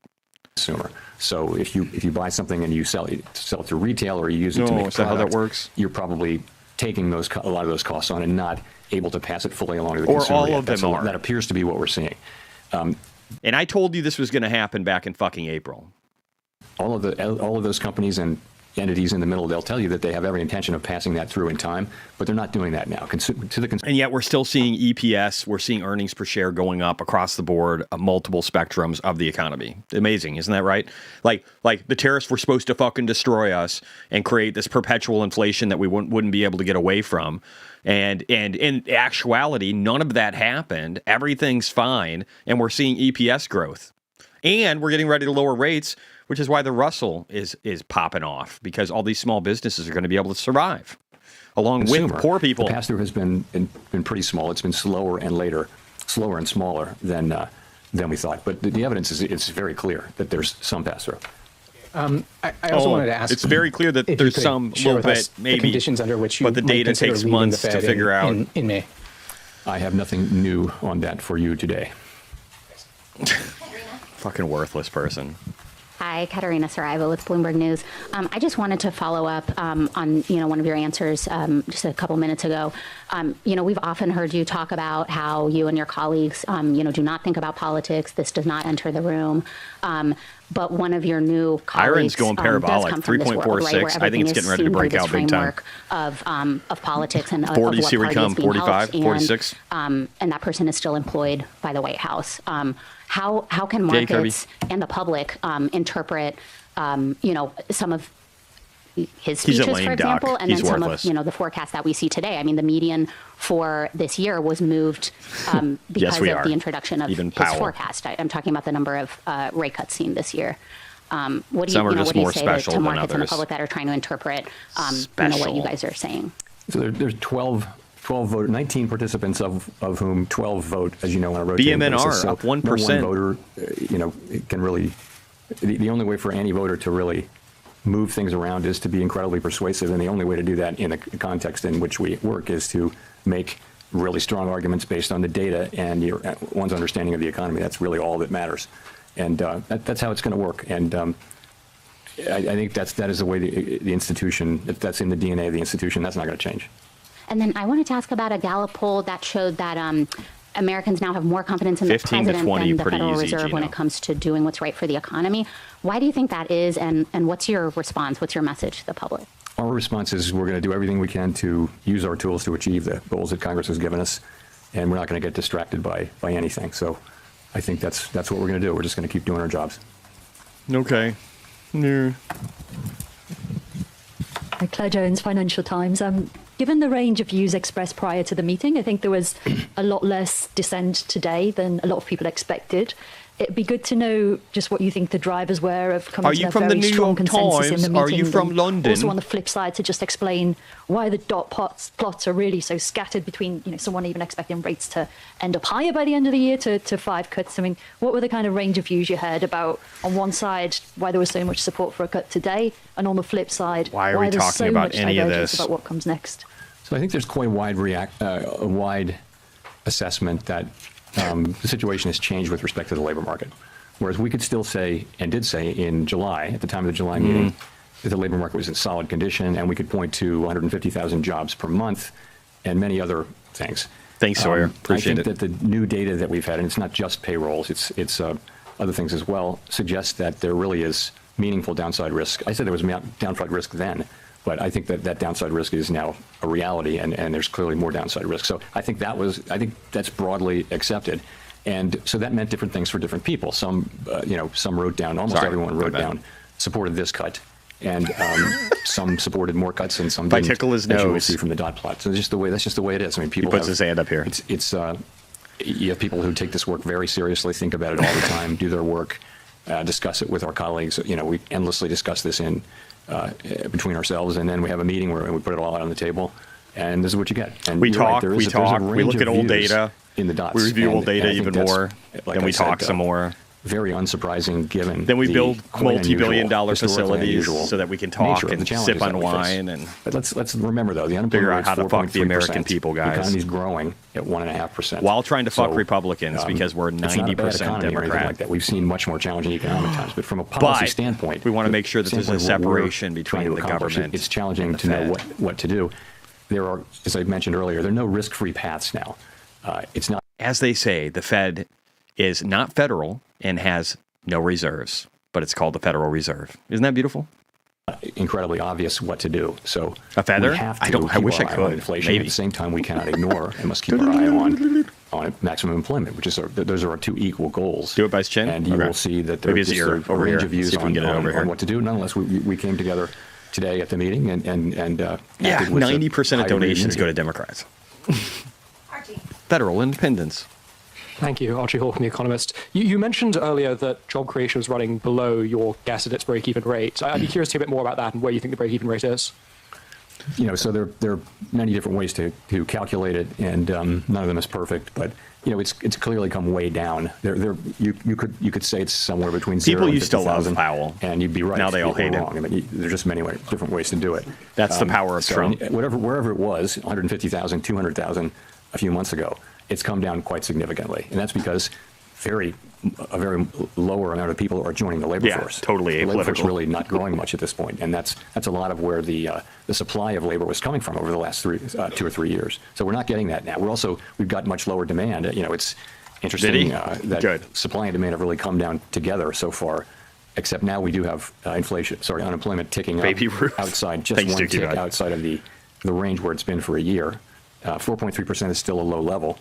But that's true, I Evan. think this level of this speedy decline in both supply and demand is certainly it's the Cantillon effect, right? Well, they're closest to the money. It's about enriching their friends. But it's striking that measures of kind of activity and output for the third quarter, those that we have, seem pretty strong. The Atlanta Fed's GDP now is very strong. You mentioned strong PC numbers as well. How do you square those things? Is there a chance actually could be upside risk to the labor market if those activity measures are right? Well, that would be great. We'd love that to happen.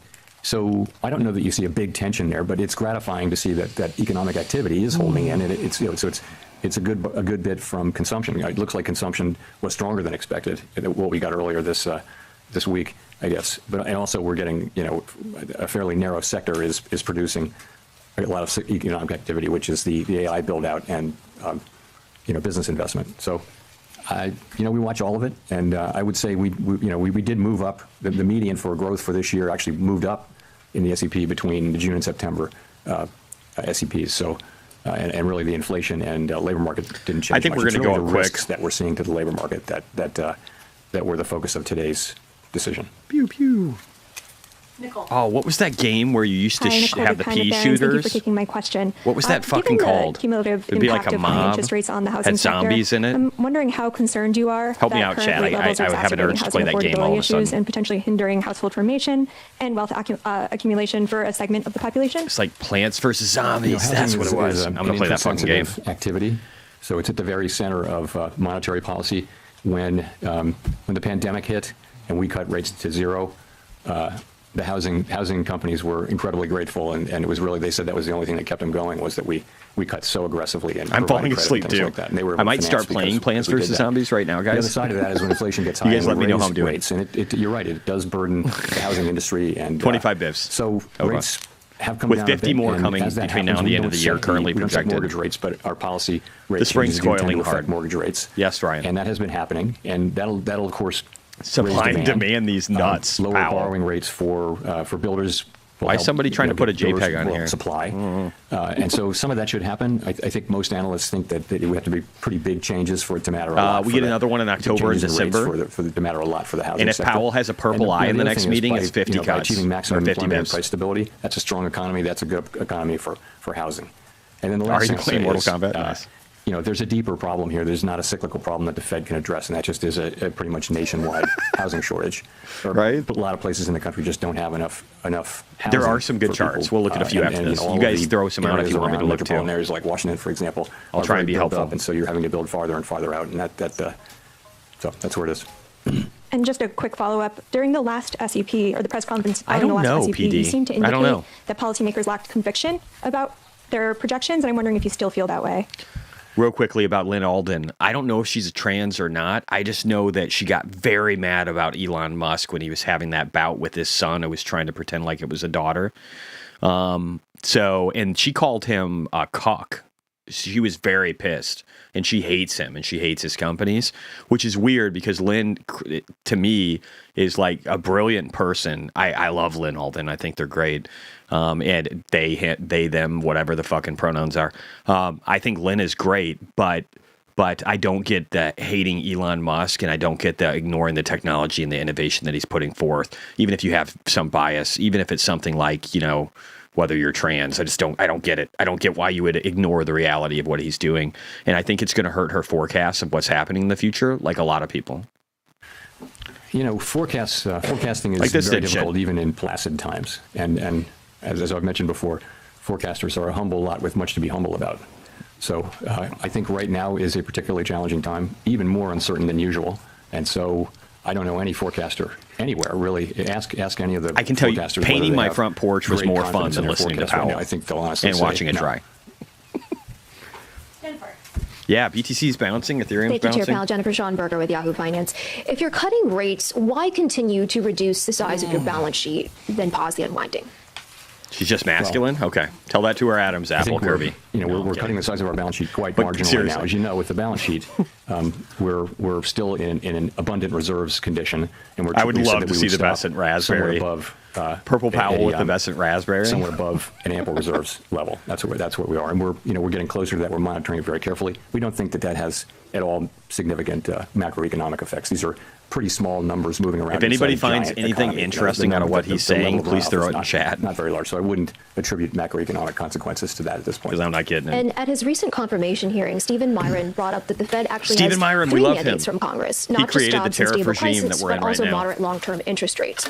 So what does Congress mean by moderate long-term interest rates? How should we understand that when we see the 10-year Treasury moving? And how do Lynn you is think about this it's part of the trans, mandate right? when I thought policy so. choices like rate cuts or balance She's sheet good at hiding reductions it, though. affect the long end of the yield curve? So we always think of it as the dual mandate, maximum employment and price stability, for a long time, because we think moderate long-term interest rates are something that will result from stable inflation, low and stable inflation, and maximum employment. So we haven't thought about that for a very long time as. All right, I'm going to go off in the tranny part about Lynn. Lynn Alden, if in fact trans, is the kind of trans that I would be okay with her going into the women's restroom because she pulls it off. The biggest problem I have with trans people is if you look like some caveman, some just massive like footballer type, and you've got a dress on and like a big fucking beard, I don't want you in the girls' room around my daughter. But if you can pull it off, and you're not a creep, I'm okay with it. I'm better with it. But if you look like some massive 6'3" dude, child molester, I don't think you get the right. That's the way I look at it. I got that from my wife. She told me that if you can pull it off, great. If you can't, go use the other restroom. Sorry, just a little rant. Doesn't really tie in with what's going on right now. All right, back on. Third mandate that requires independent action. So that's where that is.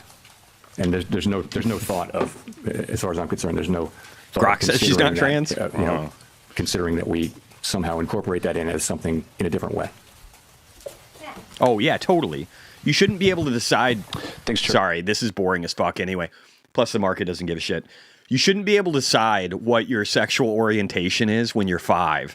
There's this thing, and my wife talks about this all the time. There's people that I think do have this body dysphoria where they think literally they're trapped in the opposite body. I think that's a real thing. There's all kinds of abnormalities in who we are as people, but when 99.9% or 99.5% are one way, and then there's like the 0.5% or the other way, and then all of a sudden over a decade's time frame with a bunch of liberal funding and just massive administration all across the Department of Education, whether it be at college or regular schooling levels, pushing and indoctrinating people to believe that there's this whole like words are violence, and you have to, like, everybody is trans and everybody's gay and hate white people and embrace Muslims and like just all the crazy shit that's getting pushed out. It's definitely not organic, and it's not healthy, and it's been destructive to society. And I think it's been destructive to these people too, because there's all kinds of people that have detransitioned, and they've said, I was indoctrinated into this mess and I don't understand it. Any of you guys remember Ellen Page? I'm going to call her Ellen Page right now because she looks like the most miserable fucking boy I've ever seen in my life. And she actually looked happier as a lesbian girl than she does as this little tiny petite fucking wannabe tough guy boy who just goes around and like that person's never going to get jobs in Hollywood anymore. And I think it's fucking sad, and they look miserable. I think people are lying to themselves until we come to a day and age. And sorry, this is totally not about Powell. Until we come to a day and age where technology can change something like that. That could happen in the future. Then people won't be lying to themselves when that happens. But for now, they're lying to themselves, because if they tell themselves they turn themselves into a girl, but they by chopping off their dick and not having a real vagina. Sorry, this is a really weird conversation. And taking some hormones, they're just not. Your bones, all that stuff are still the same. If aliens come and visit this planet 100 years or 1,000 years from now and they find a bunch of fucking skeletons, they're going to be like, hey, there were males and females. They're not going to be like, there were some they, them, zers. They're not going to give a shit about that. They're not even going to recognize that. And that's what we call science. Sorry. From CNN. We recently learned that average FICO credit scores are down this year by 2 points, the most since 2009 during the Great Recession, and delinquencies are high for car loans, personal loans. Yeah, do we give a shit about that? Should we lower rates to help these people? Of consumer finances, and do you expect today's cut will help? This is a good question. So, we're aware of that. I think default rates have been kind of ticking up, and we do watch that. They're not at a level. I don't believe they're at a level where overall they're terribly concerning, but it is something that we watch. Lower rates should support economic activity. I don't know that one rate cut will have, visible effect on that. But over time, a strong economy with a strong labor market is what we're aiming for, and stable prices. So that should help. You guys are crazy. This rate cut is coming at a time when the stock market is at or near all-time highs, and some valuation Gold's at all-time highs. Everything's at all-time highs. Is there a risk that cutting rates could overheat financial markets, potentially fueling a bubble? This guy had better questions than most of these people. We're tightly focused on our goals, right? And our goals are maximum employment and price stability. And so we take the actions that we take with an eye on those goals. Separately, and that's why we did what we did today. Separately, we monitor financial stability very, very carefully. And I would say it's a mixed picture, but households are in good shape, banks are in good shape. Overall, households are still in good shape. Because I talk too much in the aggregate, and I know that people at the lower end of the income spectrum are under pressure, obviously. But from a financial stability perspective, we monitor that picture. We don't have a view that there's a right or wrong level of asset prices for any particular financial asset. Tesla up 1%. The whole picture, really looking for structural vulnerabilities, and I would say those are not elevated right now. Iron up almost 4%, guys. Hi, Chair Powell. Jean Young with MNI Market News. It's doing exactly exactly what I said. Inflation expectations. You've said the Fed can't take the stability of inflation expectations for granted. You mentioned at the short run they've gone up a little bit. I wonder if you can talk a bit about that. And then also at the long run, I'm wondering, do you see evidence that the debate over Fed independence and the growing deficit is putting pressure on inflation expectations? So as you said, shorter term inflation expectations have tended to respond to near-term inflation. So if inflation goes up, inflation expectations will predict that it takes just a little while to get back down. Fortunately, throughout this period, longer-term inflation expectations, both break even in the markets, and almost all of the longer-term surveys, Michigan being a bit of an outlier lately, have been just rock solid in terms of running at levels that are consistent with 2% inflation over time. So we don't take that for granted. We actually assume that our actions have a real effect on that, and that we need to continually show and also discuss our commitment to 2% inflation. And the so ITF is ripping. Sweet. Tony, congratulations. My brother from another mother. Because we have my Asian brother. Affecting the labor market and inflation. Those are Tony, you are my favorite Korean barbecue. He should get the joke. He's Korean. Anyway. 2 goals, and so we have to balance those two. When they're both at risk, we have to balance them, and that's really what we're trying to do. Your latter part of your question was about independence. I don't see market participants. I don't see that that's something they're factoring in right now in terms of setting interest rates. Thanks very much. Oh, fuck, it's over. Thank God. Woo, we made it. All right, that was boring and stupid. What did we learn from it? Jack shit. I don't think it matters at all. Here's what I think that's happening that's good. I think we're going to open the asylums again. I think we're going to send criminals that are illegals back to their countries of origin. I think we're going to lock up violent criminals and throw away the key. I think we're going to continue to deport students who hate this country. I think if people are inciting violence towards others online and literally talking about murdering people in the streets that have an opposing belief to them, I think that those people should lose their platforms at the very least, and maybe a little bit of freedom for a short period of time if you're calling for the death of other people. That's what I think, and I think that pro-growth policies like low-tax environments, especially with corporate, again, guys, these countries that have an incentive, a major incentive, thank you, Simon, for becoming a member. You can actually speak in chat now. Companies that have a major incentive to move business to the United States for manufacturing because tariffs are too high. And again, they could go even higher. Tariffs with China could go higher if we get Europe on board. Tariffs on India, maybe they could get even worse until we can end the war in Ukraine with Ukraine and Russia. But those things are creating massive incentives along with the low tax environment where you can fully depreciate everything, whether it's physical infrastructure that you've built out, software, whatever it is, in the first year in the United States. And so this is just creating a massive incentive to build here, and that will continue.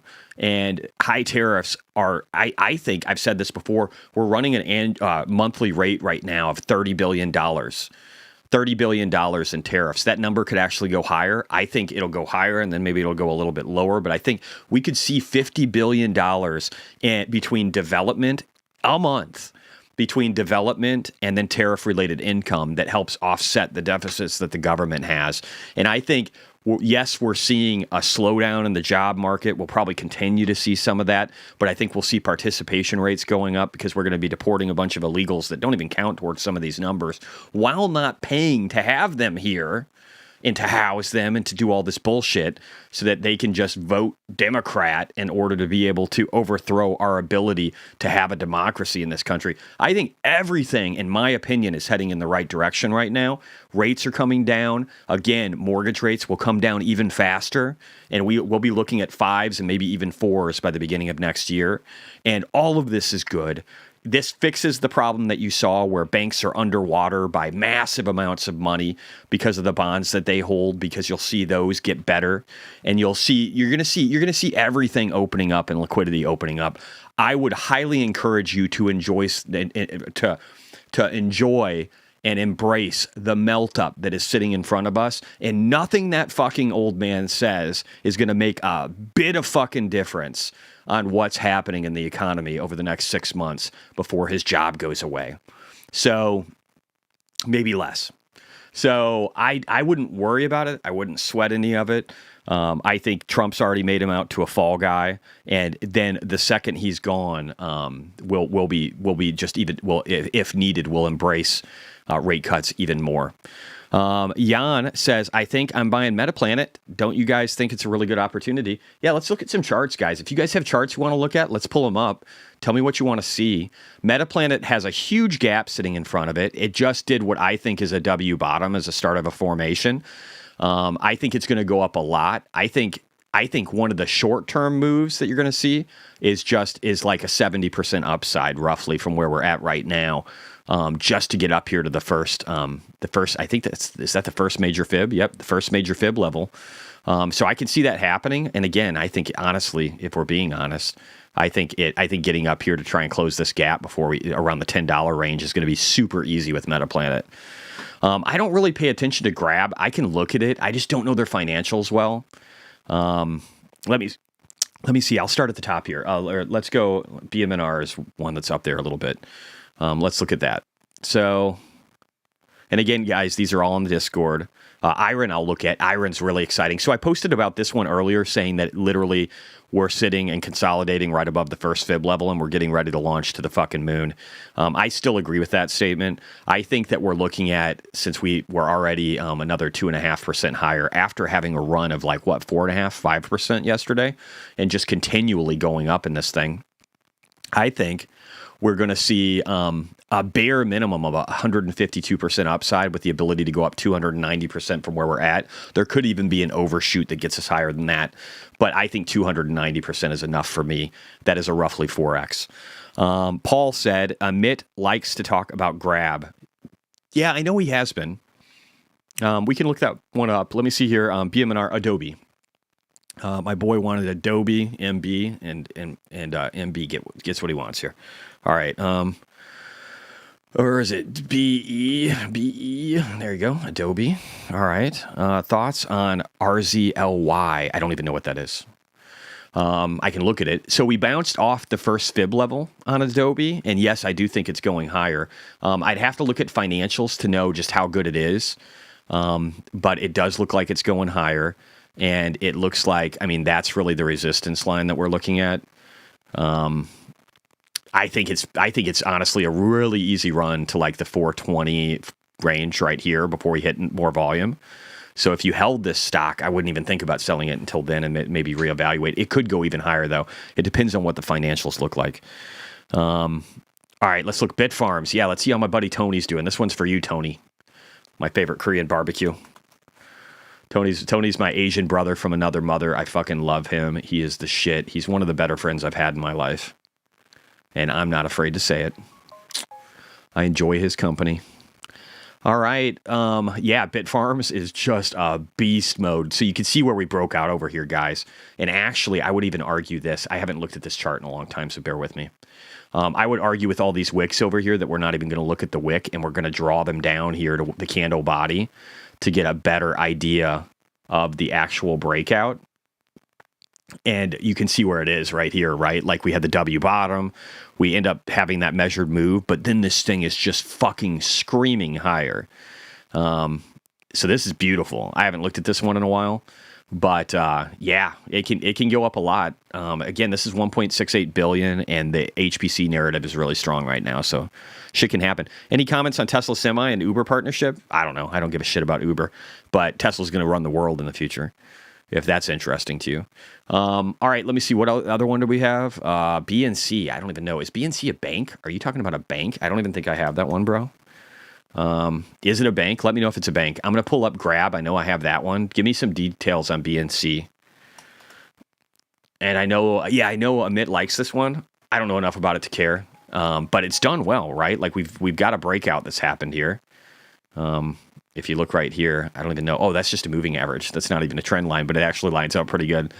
But again, you can see where we had peak volume and we finally broke out. I don't know enough about the finances on this one to really speak to it, but it does look like, let's see, I don't know if there's gaps on here too.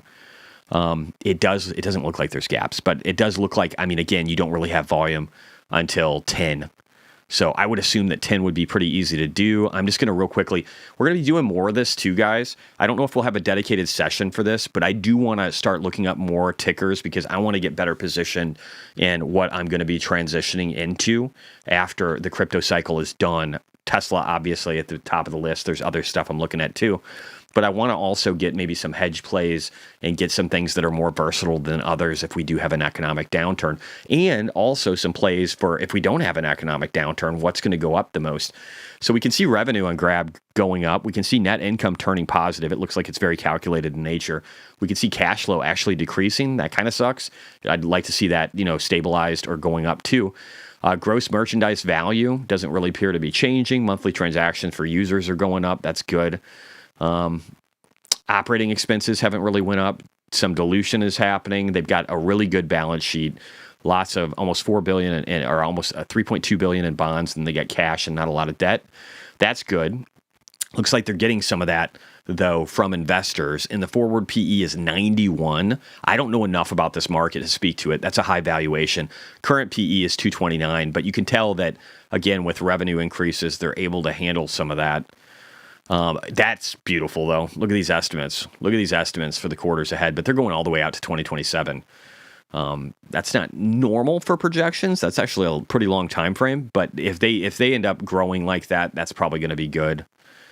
I don't know though. Market cap is 24 billion. Enterprise value is 18.7. I just can't tell you if this is worth it. I don't know. Iron. Yeah, let's look at Iron. Iron's in a breakout mode, and it's a big one, guys. This is a big deal. I talked about this throughout the last week. We are breaking out of a trend line that really probably started here in 2023, July of 2023, over 2.5 years ago.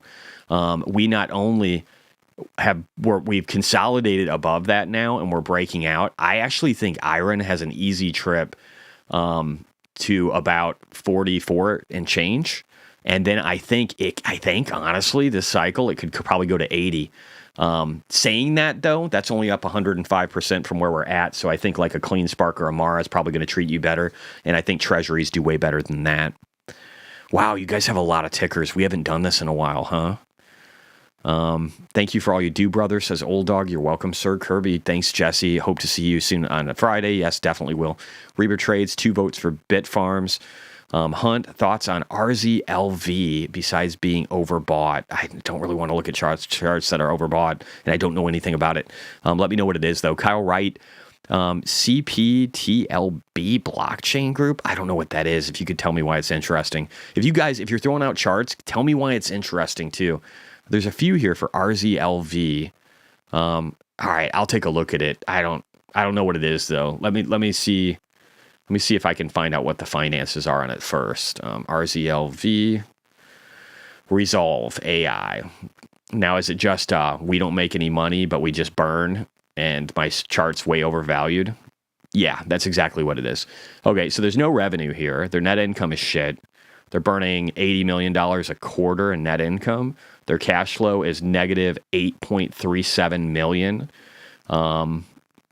I don't know what's going on. Either this is broke or this is just a clusterfuck that I do not understand. I don't know enough about this company, though. If this is real, these estimates are beautiful, if those are real. But I don't know if this company is going to become profitable. I don't know if they're just riding the AI wave.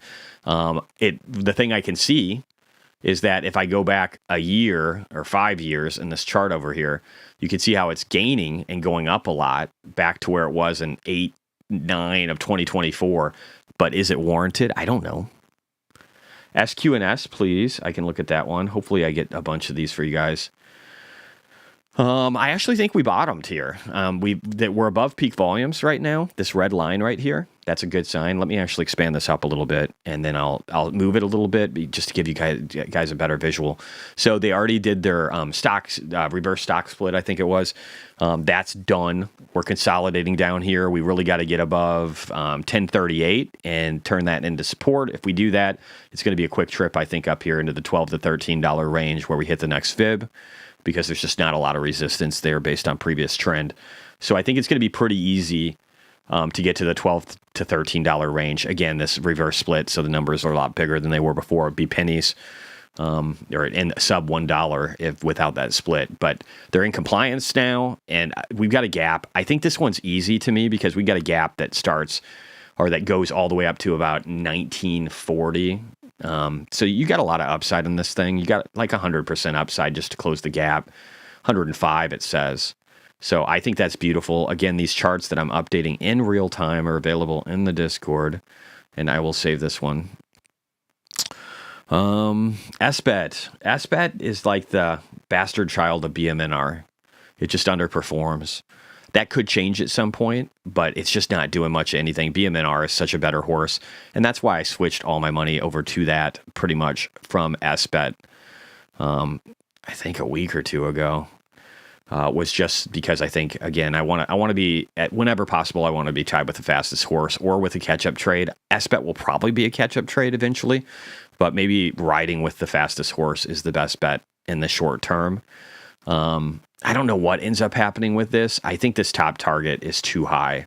This right now is sitting at a $3 billion valuation. So I think with all the dilution, all the stuff that's happened, it could go higher. But I just think even though they've got the BlackRock, the BlackRock lead technicals or lead strategist for IBIT and all that kind of stuff, they're crypto strategists and one of the founders of Ethereum, I still just don't think they got the oomph that Tom Lee has. ETHZ, it probably looks like this. HIMS, I haven't looked at HIMS in ages. Let's do that. I haven't looked at Hive either, but if it's an HPC play, it's probably going to look good. My buddy Adam used to have this one. It looks like it's been consolidating for a while. We got a range here going back to February. So a lot of consolidation. Boy, when it breaks above the 65 range and turns that into support, though, I think it's a pretty quick trip up to the 97 range. So it could double. That's what I'm saying. Solana moving, is it? Solana is up. Beautiful. Love to see it. Love to see it. My 2X fund on Sol is going to be very happy today. It's actually currently negative, but it will catch up. They got to do some stuff to catch up with the time frame. It takes a little bit, but I do think Solana is a beast. I think Solana can go to $1,000 a coin. That gets us roughly up 365% from where we are today. Maybe it's 350 if I adjust this up just a little bit. So I love that. I think Solana is a really good play. I think it's going to do really well. It's going to be a multiple of what Ethereum does, which is a multiple of what Bitcoin does. Iron calls 5,000%. Username I feel good checks out. Yeah, you could. Iron did really well. I made a really good chunk off of Iron. Wish I would have held him longer because I just didn't understand how good the business was. And maybe if I wouldn't have been fighting Mike Alfred so long, I would have understood that better and made more money off of it. Totally possible. Technicals have actually, my biggest problem, guys, is not finding winners. It's being too early and exiting them too early. So I'm not the late guy. I'm the too early guy. So a lot of the stuff that I find, whether it was Meta, whether it was Tesla, whether it was Robinhood, whether it was Palantir, everything, I'm usually too early on it. Have really good timing on Tesla, though. SoFi, I was too early on SoFi. SoFi is doing great. Iron did great. MicroStrategy, I was too early on MicroStrategy. In the bear market, I had thousands of leaps, 2-year leaps on MicroStrategy. If I would have held them, I'd be so much fucking richer than I am now. But I didn't understand the premise. I didn't spend enough time on it. So you pay the price when you don't do the research on the appropriate things. Luckily, though, I've learned over time some really good people to follow in order to be able to find out the fundamentals. There's really good people. Arnie's a great dude. Amit's a good dude. I love all these guys. I think they're great. Future Invest, again, all these people are really great people. They provide a lot of good insights. There's an even bigger list than that. But they give us more value, right? Because they can help us find the truth and then tell us why they're right. And when they have a proven track record and we're friends with them and we follow them and we bounce ideas off of each other, it makes all of us better at what we do. I am Grok. I went into Solt later than you did, which is doing me well. Awesome, dude. Reber Trades, this is true. Been following you since 2023. You pick the best in panic. Yes. I like to think that when the world's falling apart, I operate my best because that's when I get put forth the biggest effort. So if the sky is falling, I'm probably the person you want to have sitting next to you. Flying Nugget 346, retail community is elite. I agree, actually. I think the retail community is better than the smart investors, the legacy investors of old. I think we do a better job. We use real-time data. We socially network with each other. We figure it out. Shay's another good one. Shay's a brilliant guy, too. And I like Mike Alfred. I mean, he's done right by his people. I didn't know what to think of him for a very long time. But in the end, he's been really right, and he did a great job to everybody that invested in Iron. And so you never know if that's always going to follow through into other things. You have to do your own research. But the more really wonderful people you have that are talking about something, as long as it's not in the cycle, you're probably going to do well. What do I think about Bullish? It's got an interesting name. I don't even know if I know the stock. We'll probably look up more of these later, guys. I don't think I'll do too many right now. Smarter Web Company, though, is one that I hold, so we'll pull that up real quick. Up 2.21%. I think Smarter Web Company has found its bottom. I think it probably found its bottom over here.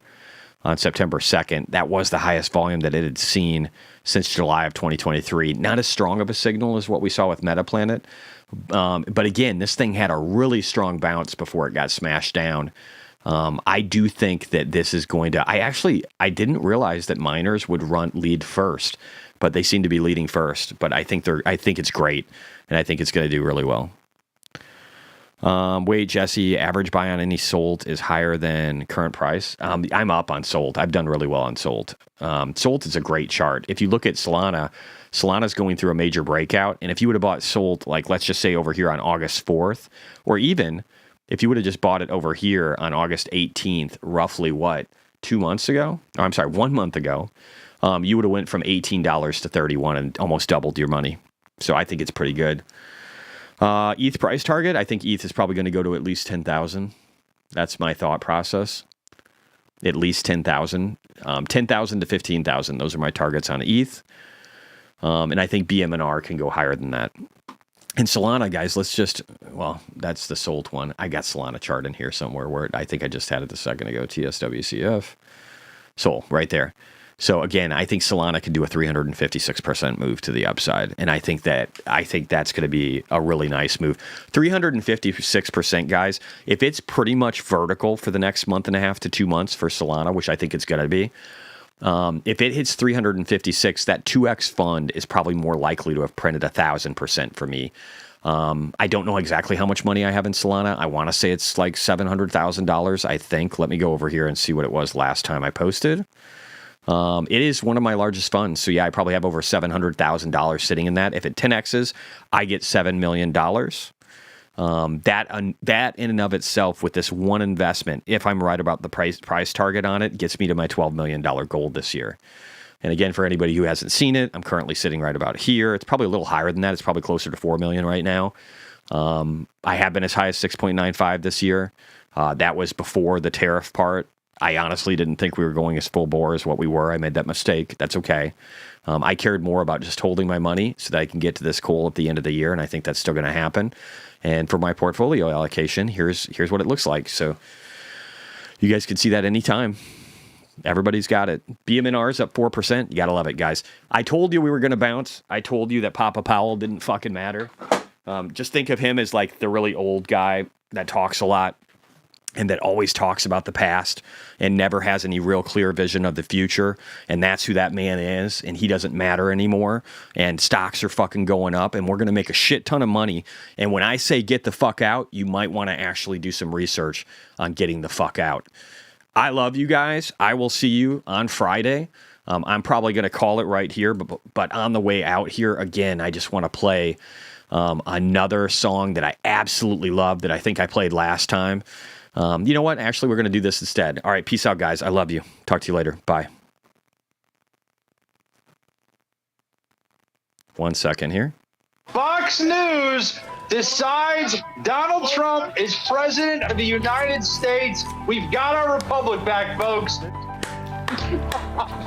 Let's go. Love you, Charlie. You're very missed. Everybody should remember this moment. Look, I'm gonna echo Charlie from earlier. Remember where you were when this happened. Remember where you were when you realized that the Uniparty and all of these, just the establishment, you said it's time to actually participate. And look what you guys have done. And if anyone deserves to get tears in his eyes, it's Charlie. I think we all agree. I think Erica was chopping some onions or something in the break room. No one has worked harder than Charlie for this. We gotta hear some words here from you, Charlie. You put all this together, my man. Let's hear it. I am just humbled by God. It's all God. It's all God. God alone. God alone. Decision desk has it. Pennsylvania. It's done. It's beginning. Love you, Charlie. Your legend will never die.